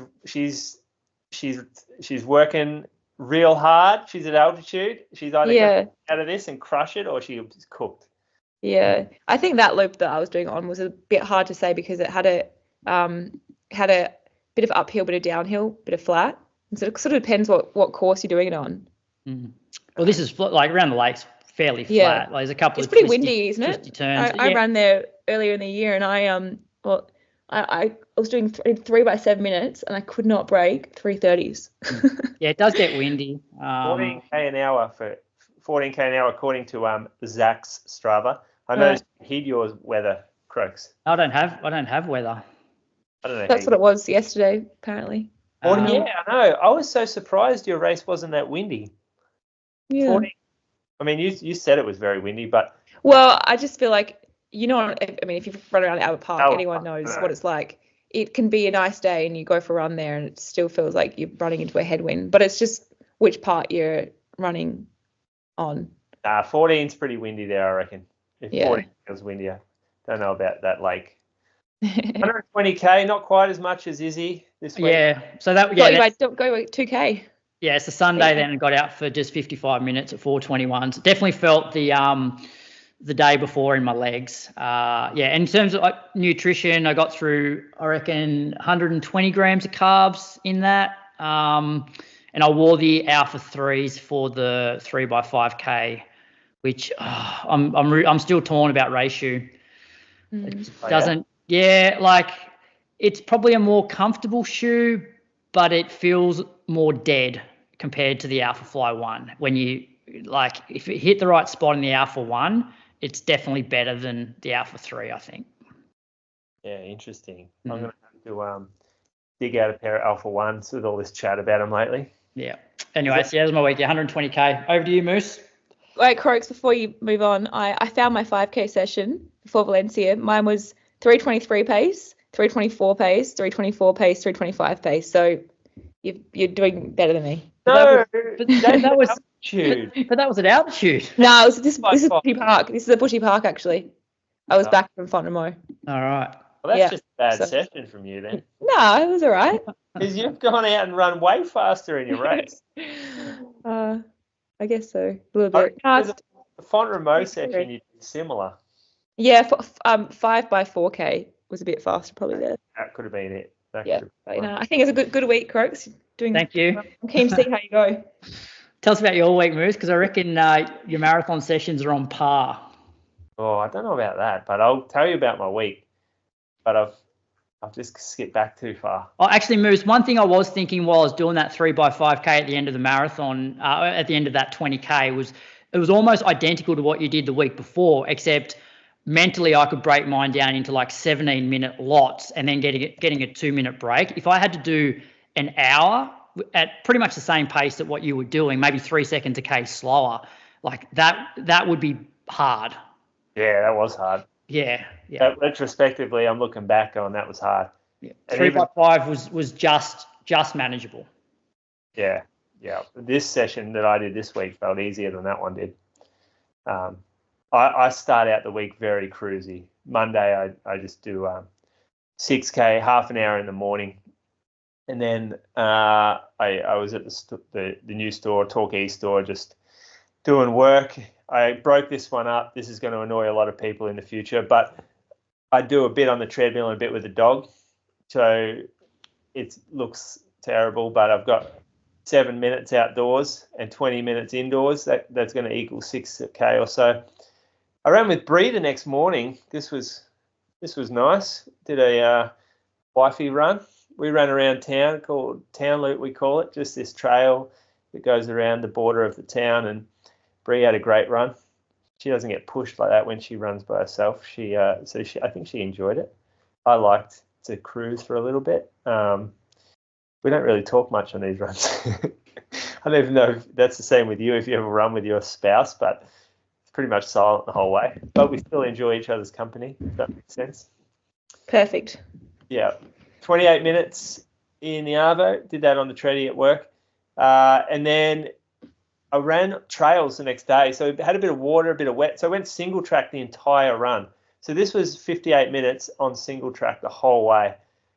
It's really enjoyable stuff. Like you just put your head up after 45 minutes and you're like, oh shit, I'm nearly finished. Like it's felt like I've been at it for 10 minutes. I'm going to keep chucking in a trail run. And it's not very fast running, maybe like just under 5 minutes a K, but it's super enjoyable. And an hour the next day, for this run, I added in a workout. So I just did a real, like, off the cuff. I think I did.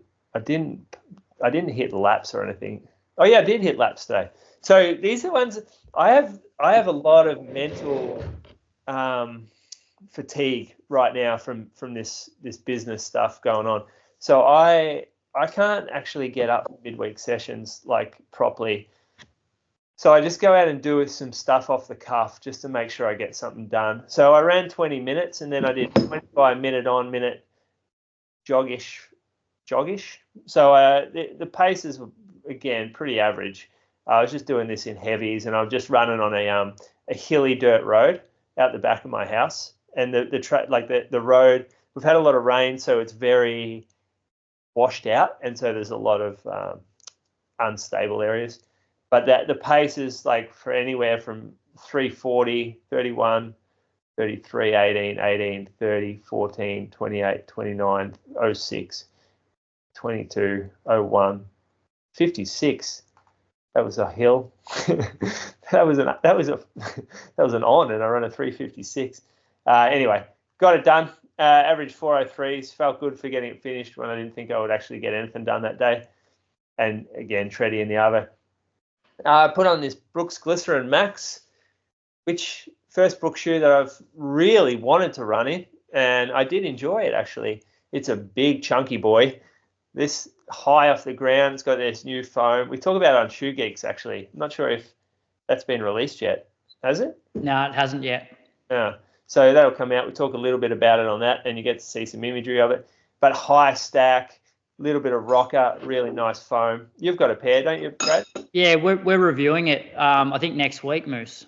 Okay, cool. Yeah. So good. Yeah, stuff. Riley got a pair this week too, and he did a few runs in them. They are big. They are big. Yeah, they would make his little legs look like two. I wore these, Moose, the day after on Sunday, the day after that marathon session. Oh yeah. Just to look after the pins. Yeah. They're good for that. That's what they're best at. Then again, just a mix up. I'm not going to talk about that stuff. I went out on Saturday to a road just out this rural area. we're doing an event for the opening of the store, and we're timing it with the launch of the New Balance 1080. So there's 50 guests. There's sold out really quick. Actually, it was pretty cool. Like all the tickets are gone, but I've gone out and scouted a bit of a. I shouldn't say anything actually. I'm going to hide this now. I'm going to set that because it was supposed to be a bit of a surprise. Anyway, got moving. Felt really good. One of the first runs lately that I've just felt great on an easy run. Got it down to 4-minute pace for a bit of it, and it felt like some of the runs that I used to go on where that just happened naturally. And I got out of my head a little bit, like I had some music in, and that it was just a nice, relaxing run. So it set me up well for the next morning. We did 3x8K with a 2K float around the Torquay Sands area, which is like a golf course precinct, just sort of north of Torquay. We parked down on the beach, run on the beach trail, like this dirt path along the beach, for warm up and cool down, and then do the session on the roads through the estate. I ran with Matty Gunther, so we'll be lining up at Melbourne, probably starting the race together. And it was windy, so what did we get? We got 23.5 k an hour winds. Wow. But yeah, we're doing loops though, so it's not as like you have a hard bit, but then you have an easy bit, and so as long as you get through the hard bit, you should be all right for the easy bit. That's how we were sort of taking it, and we would slow down on the into the wind, and we would speed up with the wind, and I imagine Melbourne Marathon's going to be like that, just with the history of wind we've had lately. That I think we have to prepare for it being a windy day. So yeah, the last three years have been pretty perfect, so I just feel like we're it's not going to keep being perfect every year. We're due for a bad one. Yeah, I'm prepared for a bad one, and then we should be practiced for it too. Practice for a bad one, but we did 8K, average 3:23s for this first rep. Little bit of in and out. The main bulk of the headwind was also uphill, which made things a bit more difficult. And then but you know what? On the flip side, downhill tailwind. Felt like you were getting a float within the rep. Like you would go down the hill and your heart rate would drop and everything would get easy and you're like, I feel like I just rested. So that's how I think we have to play this workout. We had 2K float. We did that 3:42s. Then we ran 3:40. Then we ran 3:23s for that next rep, and floated at 3:42s. Yeah, this next rep, I felt the best in this rep of any of them actually. And the first 2K was uphill into a decent headwind. So we started out slow. I think the first K was maybe 3:30 or so, and then the pace. I stuck with Matty for a bit, helped him through the wind in some of the areas towards the back half of the rep, and then I just gave myself a bit of a license, and I picked the pace up a little bit and felt good towards the end. I think I closed. I don't even know what the pace was, but it was probably about 3:10 or something, or 3:14 downhill. Bit of tailwind probably as well. So that was a good workout. Where do we finish it on? 30K, 3:27s. Gave me a lot of confidence, this one. I don't have a lot of, when you jog so much, and I'm not doing workouts that are impressive at all, you just start to lose the feel for what you can do in a race. And the last race I did was pretty shit. It was Ballarat, and it didn't go too well. So I feel like this session has given me some confidence for the race 3 weeks out. And I reckon we're going to jump in this 73 pack.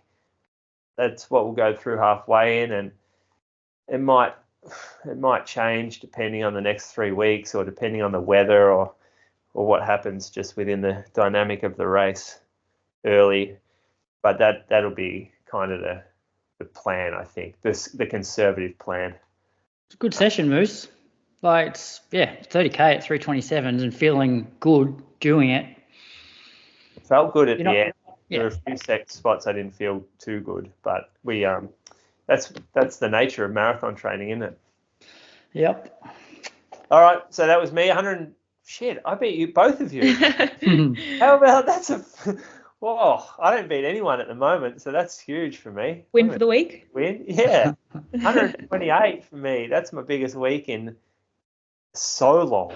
Oh, it was close too. We were all within like 8Ks. Yeah. I should have gone for that double. You would have got it with the double, but then you did double after a race. So yeah, true. Yeah.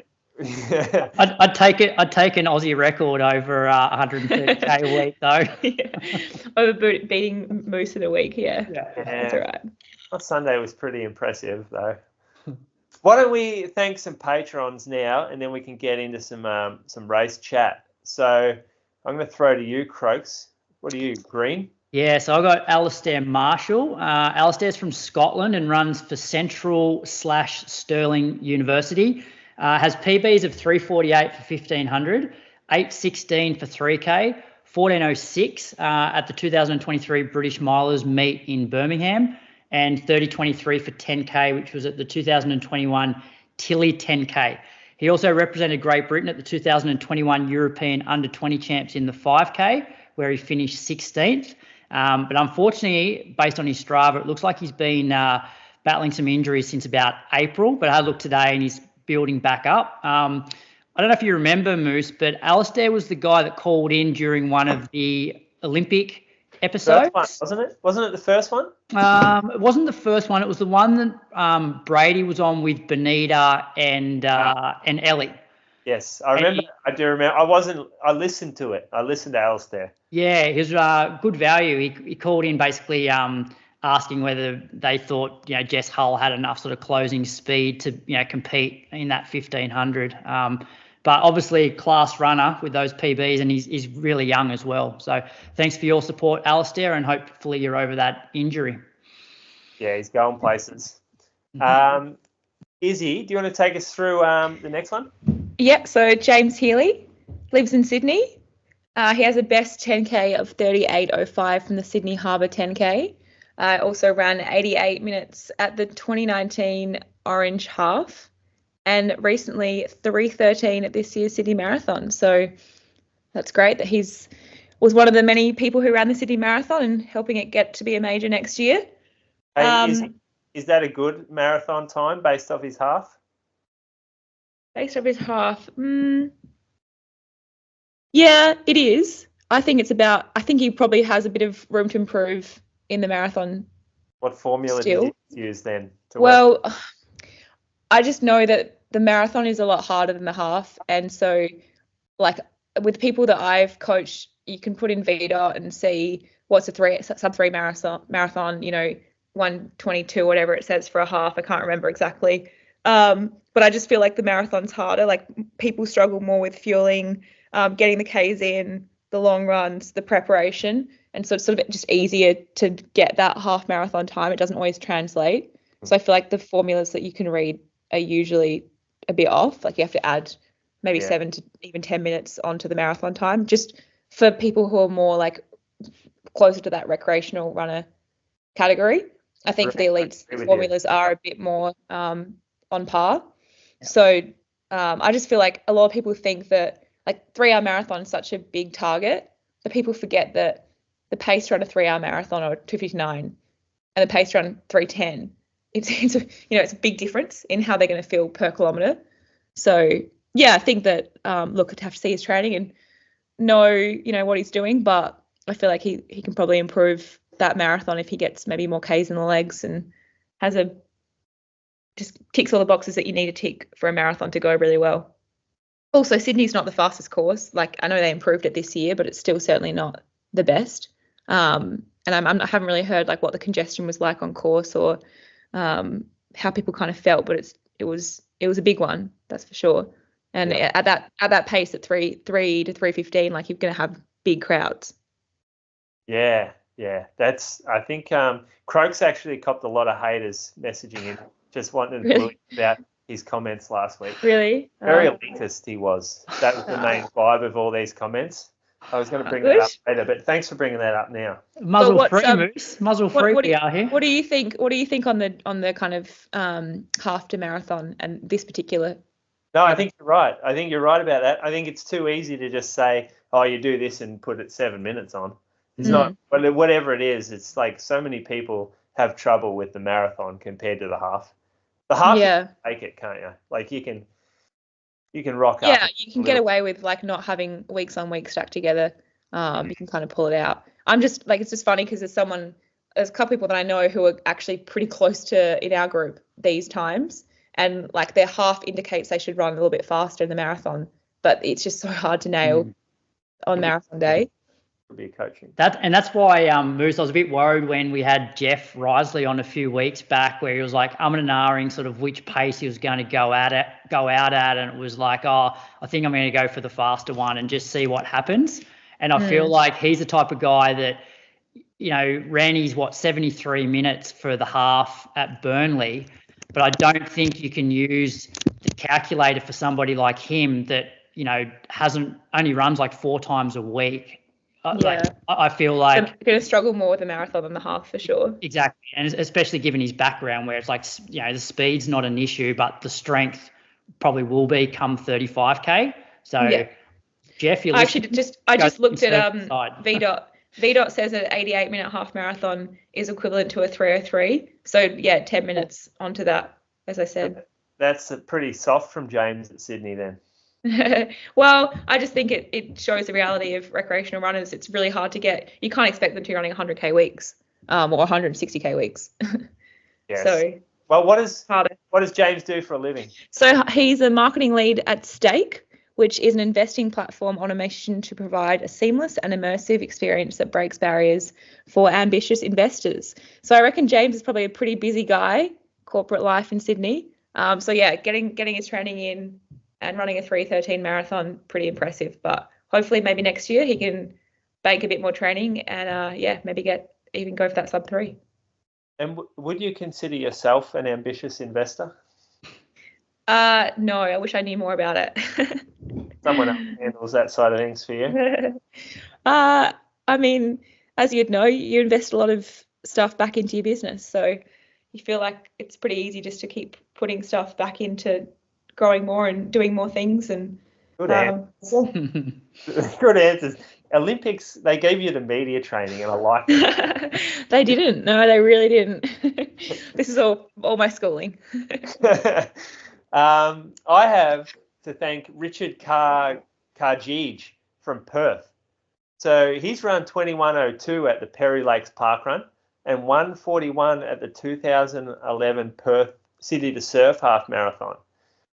Pretty sure he's a finance manager at Shell. So in the big money game there with the mining and the gas, that's a big industry. But good on you, Richard. Thanks for your patronage. Here we're going to head off next towards the Run Prix, which we've already sort of covered, Izzy. The results were fast in the 10K, and so they should be. We had some serious runners there. You've won 31:12. That's an area record. I think you beat Benita's previously had the Oceania record there. So kudos. Thank you. There. The record books. Now we can take that away from you now. well, they can, but for the time being, I guess I'll always be there at one time. You'll be recorded as. Yes. You've beaten Jen Gregson convincingly. 31:53 she ran. Did she go out at that 2:59 heat with you? I think she might have gone. I think she said that she went like hard the first K and then was like, oh, that's too hard, and then sort of backed off pretty quickly. But she ran a PB. Like her PB was a 7-second PB or 6-second PB. So I think she should be really happy with that regardless. I know that Jen's a competitive person and would always want to win and wouldn't like to be beaten, but I think she's also happy to get a PB. Yeah, a bit of a rivalry developing here, I reckon. What do you think? Yeah. I guess we're all competitors and friends, and I don't really think there's that many head-to-heads because, I do the track and the marathon, so I've kind of got like rivalries with different people, but I also see myself as like such a range runner that I don't really see myself as matching up with just like one or two people directly. Yeah, but you don't have to see it this way. but I see you in a rivalry with Jen here. Well, actually, to be honest, if you're saying like going for the Australian record in the marathon, probably like me, Jen, Jess, like at the moment, I think that's sort of the conversation that you'd be having Jess, in current form. Adelaide rivalry, I like that. Yeah. Can't deny it. Over there too. Yeah, that's true. Does that go down when you run past each other? Like you give some cold eyes? Does someone drop? No. Like I've been friends with Jess forever, and well, looked up to her and seen her as a friend or someone that I like. And yeah, I see her out running, and she comes into the shop often with Ellie and Billy, and always happy to have a chat. Yeah, nice people over there. Very nice, yeah. Sarah Klein was third, 32:20. Yeah, PB for her. Really good run. Geez, it's a fast place, and it is certified. Yeah. Got their AM certification, so you can collect your record. That's got to pay that for the race too. Very kudos to them for going out and getting that done, because that's definitely it's hard to get races that have certification, especially. Yeah, I just feel like it doesn't happen all that often. Whether it's just the cost of having it, and the course has to be certain start point, finish point, all that stuff. Yeah. So yeah, it's awesome to have that. Once I broke it though, I was like, wait, are we sure it's certified? Are we sure? Like, yeah, is this like actually, is this true? Like, don't it be drug tested? Like, but no, it's all good. Did you get drug tested? I didn't, but I actually got drug tested twice last week at City Bay and at home. So yeah. Oh yeah, because it was the Australian road running champs. Yeah. Yep. In the men's, Haftu Strintzos, he's come from third place last week at City Bay, and he won 28:09, beat Ed Marks in a close finish. He ran 28:11, and Seth O'Donnell, who took the pace early, he ran 28:42. So some fast times there. I went back and I watched the video, because obviously I didn't see the men finish, and it was a really exciting last K to watch. Yeah, that would have been cool to watch. I wish there was there no stream of City to Bay? I don't think so. There might have been actually. I'm pretty sure it's a bit. Yeah, no one's going to watch it, because I think the advertiser, our local paper, like was streaming the finish lines. But like you have to be a paying person to. I don't. Yeah. And the finish line. It. Like you want to. Yeah. That could have been. You want to see the race. That race, especially. Yeah, they should get a stream. You're just winning by too much to make good. Yeah, good stuff down there in Melbourne. You want to take us, Croaks, to the Com Games? Yeah, so not a lot of running news this week, but it was announced that Glasgow will be hosting the Com Games in 2026. Those that remember, it was meant to be regional Victoria, but they'll feature 10 sports. They haven't confirmed all of those sports yet, but athletics and swimming will be there. I did hear some rumour that there may not be a marathon though. The last time Glasgow hosted, they had 17 sports. So Victoria, they paid $380 million to the Commonwealth Games Federation, and $200 million of that has been earmarked for Scotland to help cover the hosting expenses. So I believe, there's not going to be any cost to the Scottish public for these Com Games. And no marathon. Well, I heard a rumour. Did you hear that, Izzy? I haven't heard that, but it's a tricky one. Like, people have asked me about, Com Games and my thoughts on it. And like, I was in Birmingham and it was amazing. And I came 8th in the 5 and the 10. It was a really cool experience. But it just kind of feels like the Com Games is sort of coming to an end. Like, I wasn't surprised that I kind of thought it was done. And I feel like this is maybe just like, half-assing it's probably. Yeah. I'm not sure if it is the answer. Yeah. I know I remember like I was pretty critical of the last Com Games, saying like, you look at some of the fields and like obviously not taking any away from Jess's run because it was incredible, but often in the marathon you've got like 10 people on the start. Yeah, I mean, Jess's run was amazing, and it showed the depth in the Australians, but there was like 10 or 15 people. I'm not sure. And that's kind of the same across a lot of events. Yeah.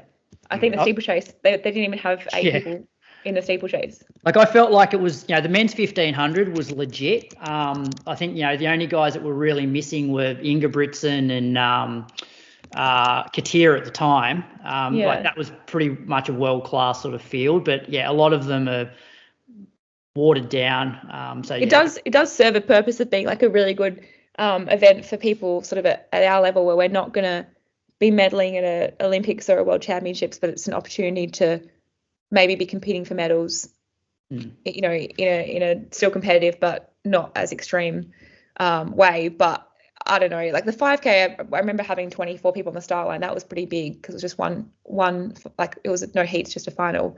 But yeah, even the 10K, like I came 8th and I got lapped. So like, I don't know. I've got this, someone screenshot me this and sent it to me, but the quote from it looks like an article. It says, in a bid to keep costs down, the 26 games won't feature any running or cycling events that require public roads to be closed. Yeah, that's okay.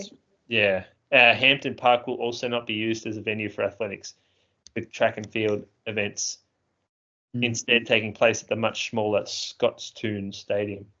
The problem is that like we've got so many big events on the world stage now for running, like with the World Road Running Championships, World Cross Country, you know, the major marathons. Like I just worry that people just won't prioritize this. They won't show up, and it'll just kind of be a bit of a flop. Yeah. Like Melbourne would, like regional Victoria would have been well supported because Australians really would have got behind it, and you know we would have done pretty well in Australia because people would have prioritised running in Australia. But I'm just not sure that like the British will do the same. Feels like Birmingham was really well supported in terms of crowds, so we'll see. So there we go. The now we got a little bit of a chat about we got a pair of these headphones, Croaks, the Shokz OpenRun Pro 2. They're the ones. So if you think back about a month or so, I went and bought a pair of the Shokz OpenRun Pro, and then a brand new pair of the new model rocked up 1 week later. So that was a good investment for me. I only used them twice, and I liked them, but these new ones are better. Well, my one looks better, but it definitely sounds better. That's the thing. I think I complained that there was like a lack of bass in the last one, and it didn't feel like something that I would actually want to listen to music to if I wasn't out running somewhere. Whereas these ones now I can actually hear it so much better. Like the music sounds better, quality's better. So have you worn them yet? Do you want to take us through like a few minutes of how you've liked them? Yeah, so I've worn them maybe 3 or 4 times, and when I first sort of pulled them out of the box, I was just like, oh, like are these things going to like bounce around, like, you know, because they, I guess they got like a strap around the back of your head, and then they like loop over your ear, and I was surprised, like they have not moved at all. So, you know, battery life's like 12 hours, whereas my old headphones, I was getting to the point where for a 2.5 hour long run, I was getting to like 2 hours 15, and then the batteries were dead, and I'd be solo for that last 15 minutes. Whereas, you know, 12 hours, I'm never going to be running for more than 12 hours ever. The other thing is because it's not in your ear, you can sort of hear things a little bit more. Like one thing, because I've run with music all the time, I never really hear my foot hitting the ground on the gravel in Mulligans, whereas now, like I have the music on, but I can actually still hear my foot hitting the ground, which I actually think is really cool because I feel like sometimes it's nice to be able to hear your foot hitting that ground, like, you know, your rhythm, that sort of thing. So I've really enjoyed them, and good thing about them, there's no more pulling earwax out of earbuds. Oh yeah, no one likes that, and that's one of the reasons that I like them, because I get this ear problem, ear like canal with the bone growth and stuff. So I didn't really want anything in my ears, and so it sits outside. And I still don't quite understand how it works, but you can hear music without it really playing out of a speaker. Bone conduction. That's how it works. So there's an air conduction driver and a bone conduction driver. And I don't know the tech stuff of that, but it basically means you can hear music without it really playing. If I open my mouth really wide, like kind of lock my jaw, the music sounds different because it must like the bones must absorb it differently or something.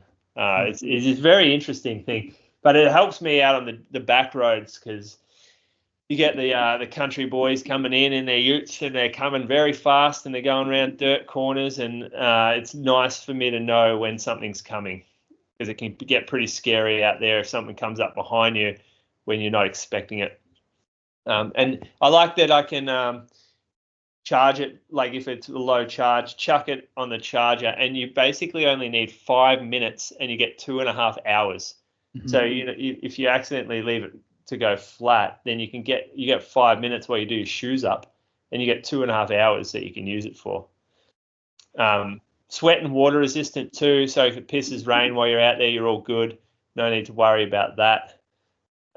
They're all good things. I don't think they'll be for everybody. Like I think some people will enjoy like the really high sound quality of an actual speaker in their ear. But for me, I love the connected, like, the left and right ear loops. They're connected with a band.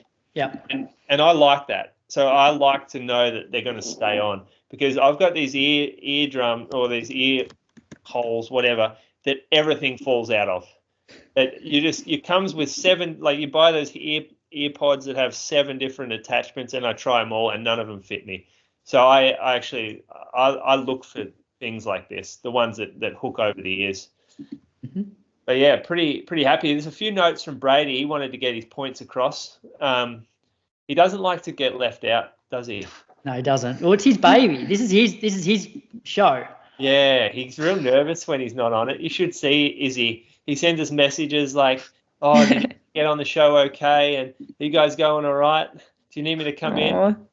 Yeah, it's cute, isn't it? Yeah, that is sweet. Do you need me to cut anything? Like, anyway, he said they're very easy to set up. Audio, very good quality. He said he always thought that they looked like they wouldn't sit well on the head, but absolutely fine and no bouncing. And no need to go back to the old earpods now. These are also got to be better for the eardrums, ? Yeah, I don't think we got an answer for that. But he's happy with them. These are much better than the older model. If you're sitting on a pair of the Pro 1s, the Pro 2s, good update. They also got a mic if you want to take calls. Like Izzy, you do a lot of media interviews out running. Yes. Yeah, a couple of times had to. Do you run with music at all? Oh, not really anymore. I used to run. Actually, yesterday I ran listening to Spiked Up, the girls, catching up with them. But yeah, not so much. Only occasionally if I'm really going for a double solo, needing motivation. Yeah, music's an interesting one for me too. I go through phases where I love it, and then there's phases where I just can't stand it on the run. I'm probably more podcast than music, to be honest, running. Yeah, what's the go-to? Don't say Spiked Up again. Yeah, cut that. No. Oh, they're my friends. No, we'll pay that. And their episodes are like they're perfect for like a 45, like a 30-minute run. But yeah. Yep. The double run, exactly. All right. Well, good job. Thank you, Shokz. Enjoying your product. Recommend it also. We are skipping listener question again this week, Moose. Yeah, we have gone. Your week took a long time, Croaks. So let's. Yeah, sorry. Let's move through. And I've got 2 here. I've got 2. One's written down, and I'm interested to hear Izzy's thoughts on this because she's a real pro. But there's this trend going on now in the running community, and I call them the over-recoverers. So they're the runners out there that are so focused on making sure that they recover absolutely perfectly that they forget to go training instead. Yeah, I agree. I think that I think massage for me is really important. If I've got extra time, I will get in the Normatec boots. But that's really only like a race week or like between races. If I've got extra time, I'm really trying to recover. I do think that the most important things are just like training, like appropriately, sleeping and eating enough and eating well. And everything else is like beneficial, but they're 1%ers, and they don't matter if you don't nail the basics. That's right. So I agree. Like nail the basics first and then add that in. And perhaps if you trained properly, then you wouldn't need all this excessive amounts of recovery. And the volume is what gets us fitter. Like at Runners One, what would you say is the distance most people kind of train for? A lot of people probably make mainly half marathon. Yeah, half, but they'll do 5, maybe a marathon. Yeah. So it's volume-based training, isn't it? It is, yeah. The biggest difference. So we're turning the 1%ers into 40%ers rather than keeping them as things that we use just only to really like dial it in. Yeah, I think it's all that stuff is great, and like there's a time and place for it, but I just think nail the foundations first and then add that stuff in, and training and adding volume and feeling good in training that's the first step. A half an hour run double in the arvo, better than your sauna followed by your ice bath followed by your Normatex and all sorts. Yeah, but not, a lot of people probably can't run twice in a day, so they want to do something to like be better. So it's a good option if you like, because most people, the general population, are not going to be running twice in a day, but they might want to do something in the afternoon that makes them feel good, feels like they're progressing towards like a healthier lifestyle, maybe their goals overall. And I guess that's the thing too. It's like, are we talking about like running performance or just like feeling good, being healthy, that kind of like overall wellness, I guess. Got you here, Moose. I don't like this. We get logical here. We get emotional. I just think like there's it's sort of two different ways of looking at it. And I think as an elite athlete, like, all that stuff's good, but like training is just like the most important thing, and like the simple stuff. And that principle works across everyone, but then it gets to the point, where you can't. Not everyone's doing what we do in training. Yeah, Moose, you've been a bit elitist. You're gonna cop the hate mail this week. The opposite to that. I'm the opposite. I'm saying you don't need to behave like an elite. Maybe just go and run an extra half an hour instead of stuff. That's what's going to get you. I think the principles of your thinking are right. Like, focus on like getting the training done, and like the other stuff is all kind of like that's in addition. Yeah. Okay. And then it leads me into the next bit about they're probably the same type of personalities that will adjust training to avoid, like every single session gets some sort of adjustment to it, just because they're super worried about not working too hard and getting too fatigued or whatever. And it's like, if it's windy, they'll cut their session short, or if they're tired, then they'll skip workouts. All these sorts of things where I think it's like what we do as distance runners is tiring work. And if you're constantly skipping runs when you're tired, or when it's windy, or if it's hilly or whatever, then you're just never going to get the training. You're just never going to put enough stress on the body to actually get fitter. Yeah, and I think even some elite athletes like do that, where they always making adjustments or like making excuses, or and like the reality is that like pretty much in my life I've never showed up to a race and thought this is a perfect day, everything's gone perfectly, I'm gonna have a great day. Like there's always some kind of bad timing, whether it's some sort of injury, I didn't sleep last night, or any of the multiple things that could happen. Like we don't live in a world where like you have to show up to the race day or session and it be in perfect condition to get it done. Real world training. That's what we're training for. Real world. You're right about Definitely. that. Perfect. That's like there's a massive like thing about now finding the best roads and the fastest training courses, and we're going to go like this circuit is elite as fast as we possibly can. And then training is just training. I think people need to remember that at any level. Yeah, because you do your thresholds on like dirt path, don't you?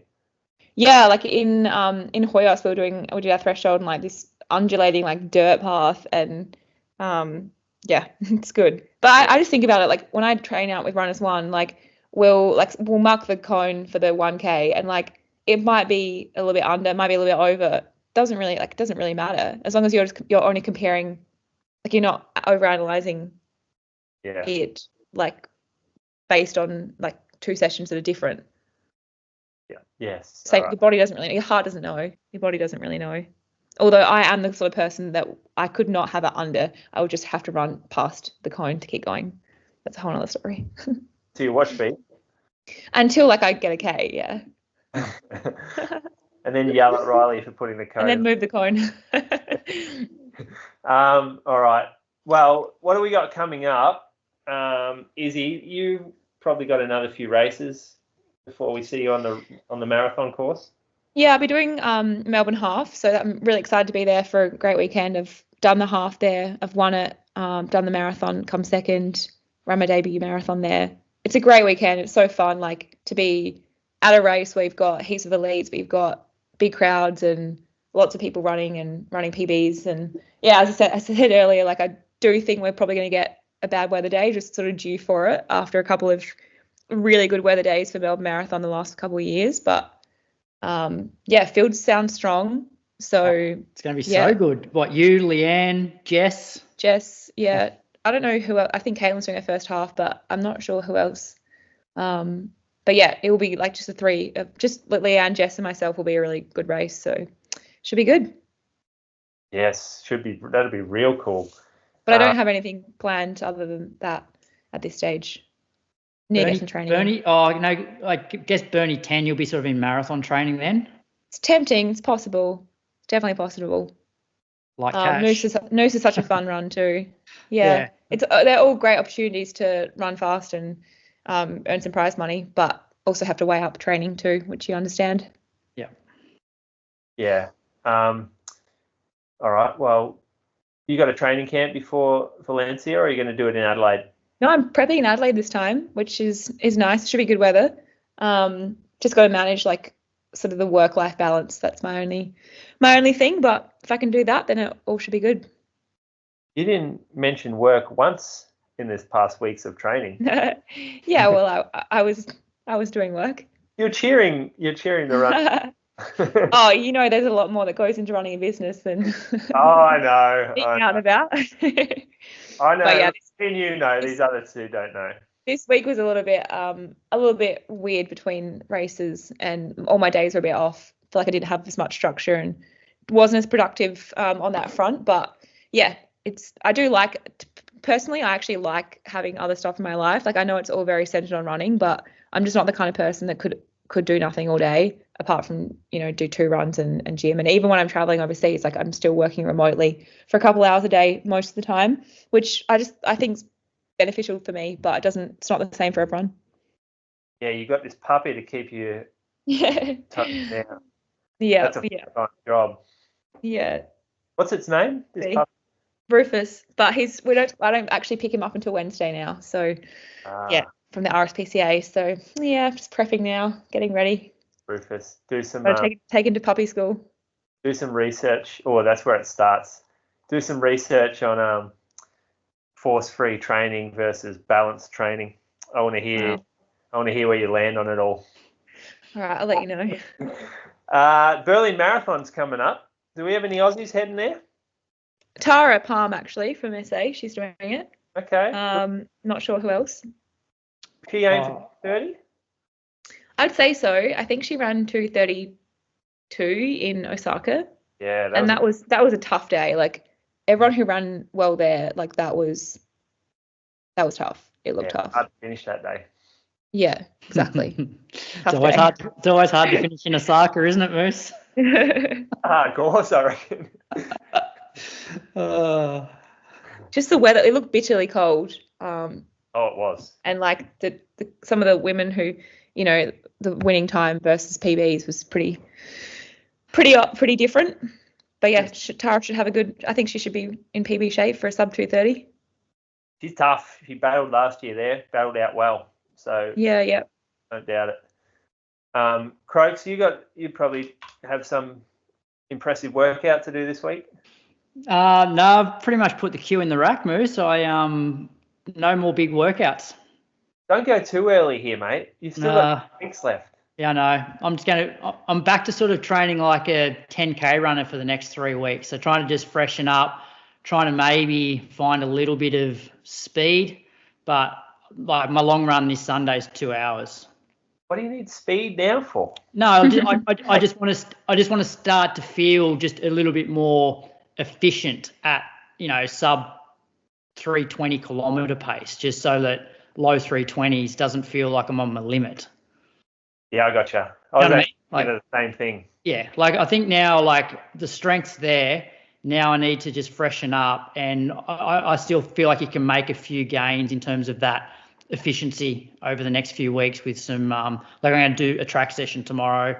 Obviously I still do some stuff at marathon pace, but no more sort of, hour 45 midweeks, and my longest run will be 2 hours now. Yeah. Okay, good. I'm sort of with you on that one. Where are you staying in Melbourne? Staying in near St Vincent's Hospital, actually. So same place I stayed when I went down and had the loop recorder inserted. That's up like North Melbourne. Just because I've stayed there before and just. Where's that? Near like. Like Collingwood? Yeah, that area. Yeah, it's right. It's like 2 kilometres from the MCG. Oh no, I know where that is. Yeah. Just north. Yeah. Yeah, I gotcha. Where are you staying? I'm staying in the city actually. It's difficult to get one night in a hotel for this weekend. We're on Burke Street. We're like right in the guts of it.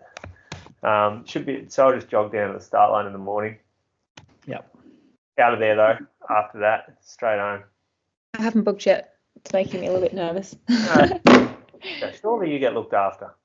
There's a race hotel, but I need to book flights. Oh, they like pay for your flights? I don't think so. Oh, right. But there's pretty good prize money on the line, so it's definitely can walk away better. Yeah, is it like 15 grand? Oh no, the half's like 7. I think the half's like 7, 6 or 7 grand. Okay. 6 grand. Yeah. But the marathon's like 20 grand, which is it's huge. For an Australian to win that is amazing. I just sort of feel like I got a bit unlucky my year because I ran 2:28, but we had an African run 10 seconds quicker than me. Have you heard which Aussie women are going to line up for Melbourne? I believe Sarah Klein will be doing it. And yeah, whispers of another top. Lisa? I think it's not my new. Yeah, I would have thought it'll be a strong race. Yeah. I mean, if you look at Jen's training, you can probably extrapolate that she's been training for a marathon. Yeah, right. Well, it makes sense. I mean, there's like 20 or 25 grand on the line. Yeah, absolutely. I'd be a little bit tempted by it, but I haven't run it over 24Ks in quite a few months now. So, might be run with Jen Moose. Who? Us? She'll be ahead of me. She's a 2:23 girl. Yeah. Depends what the goal of the day is. I reckon you'll go through half quicker than 73. I reckon that'll be feeling too, because you said that you want to get the most out of yourself. I reckon if you go through half too slow, you can only make up so much in the second half. Yeah, but I just don't have these workouts and midweek long runs behind you. Like you did 30K at 3:27s. You have to set yourself up for a good day, but also be realistic, I guess. Yeah, we'll see. My only experience of Melbourne Marathon is I was pretty conservative, and I felt once I got to the hills in the tan, like I felt strong, and I think I ran a 3:12 my last K, which is how you want to be finishing. If you can get into the hills, like not cooked, and be able to like properly work through them and not slow down a lot and like finish strong, because that last 2K is essentially downhill coming into the MCG. Yeah. You can get moving at the end if you can get moving, and you can pick up a little bit of time there. But you just got to get to the tan, like not cooked, not completely cooked. Yeah, that road, that Fitzroy Street going back up, that's taken me a few times. Yeah. That's been the end of my race a few times. Yeah. And then hopefully hopefully you got a good pack and you can just work through it. Yeah, if you get in a little mini race, that's what I need. You need a little Yeah. mini race just where you start to look around and go, got to beat these people. That's what will get me going. And Croaks, it'd be good if you were there because I'd like to beat you. You won't have any problems doing that, Moose. Hey, you're an Aussie rep. You'll be up the road. That's with a PB 3 minutes faster than me. Anything can happen in the marathon. You never know. That's true. All right. Well, really appreciate you coming on, Izzy, after this weekend trip you've had to Melbourne. Thank you. I've been home for about 3 minutes, barely seen my mum. So, yeah, it's good to be on. I appreciate the call up. Well, no, that's great that you've done that for us. Thank you. And I'm sure there'll be lots of people in our group who tune in who love your podcast. So I'm sure that won't mind hearing my voice a little bit more. Mm-hmm. Thanks, Izzy. We'll see you in Melbourne then, no doubt. Yeah, see you there. Yep. Thanks. See you, Croaks. Have a good workout this week. You too, Moose. Good luck with the rest of your prep. Thank you. Chat next week. Enjoy the taper. See ya. Bye. Thanks for tuning in. Ready to take your race performance to the next level? We've already spoken about Precision Fuel and Hydration's online planner. Well, if you prefer talking to a human, you can also book a free consultation call to get a personalised strategy. We all love their products, and if you use the link in the show notes and the code INSIDERUN15, you can benefit from 15% off your first order and start to fall in love with their products too. Just show love to everyone you meet. Doesn't matter if it don't come back. On the road.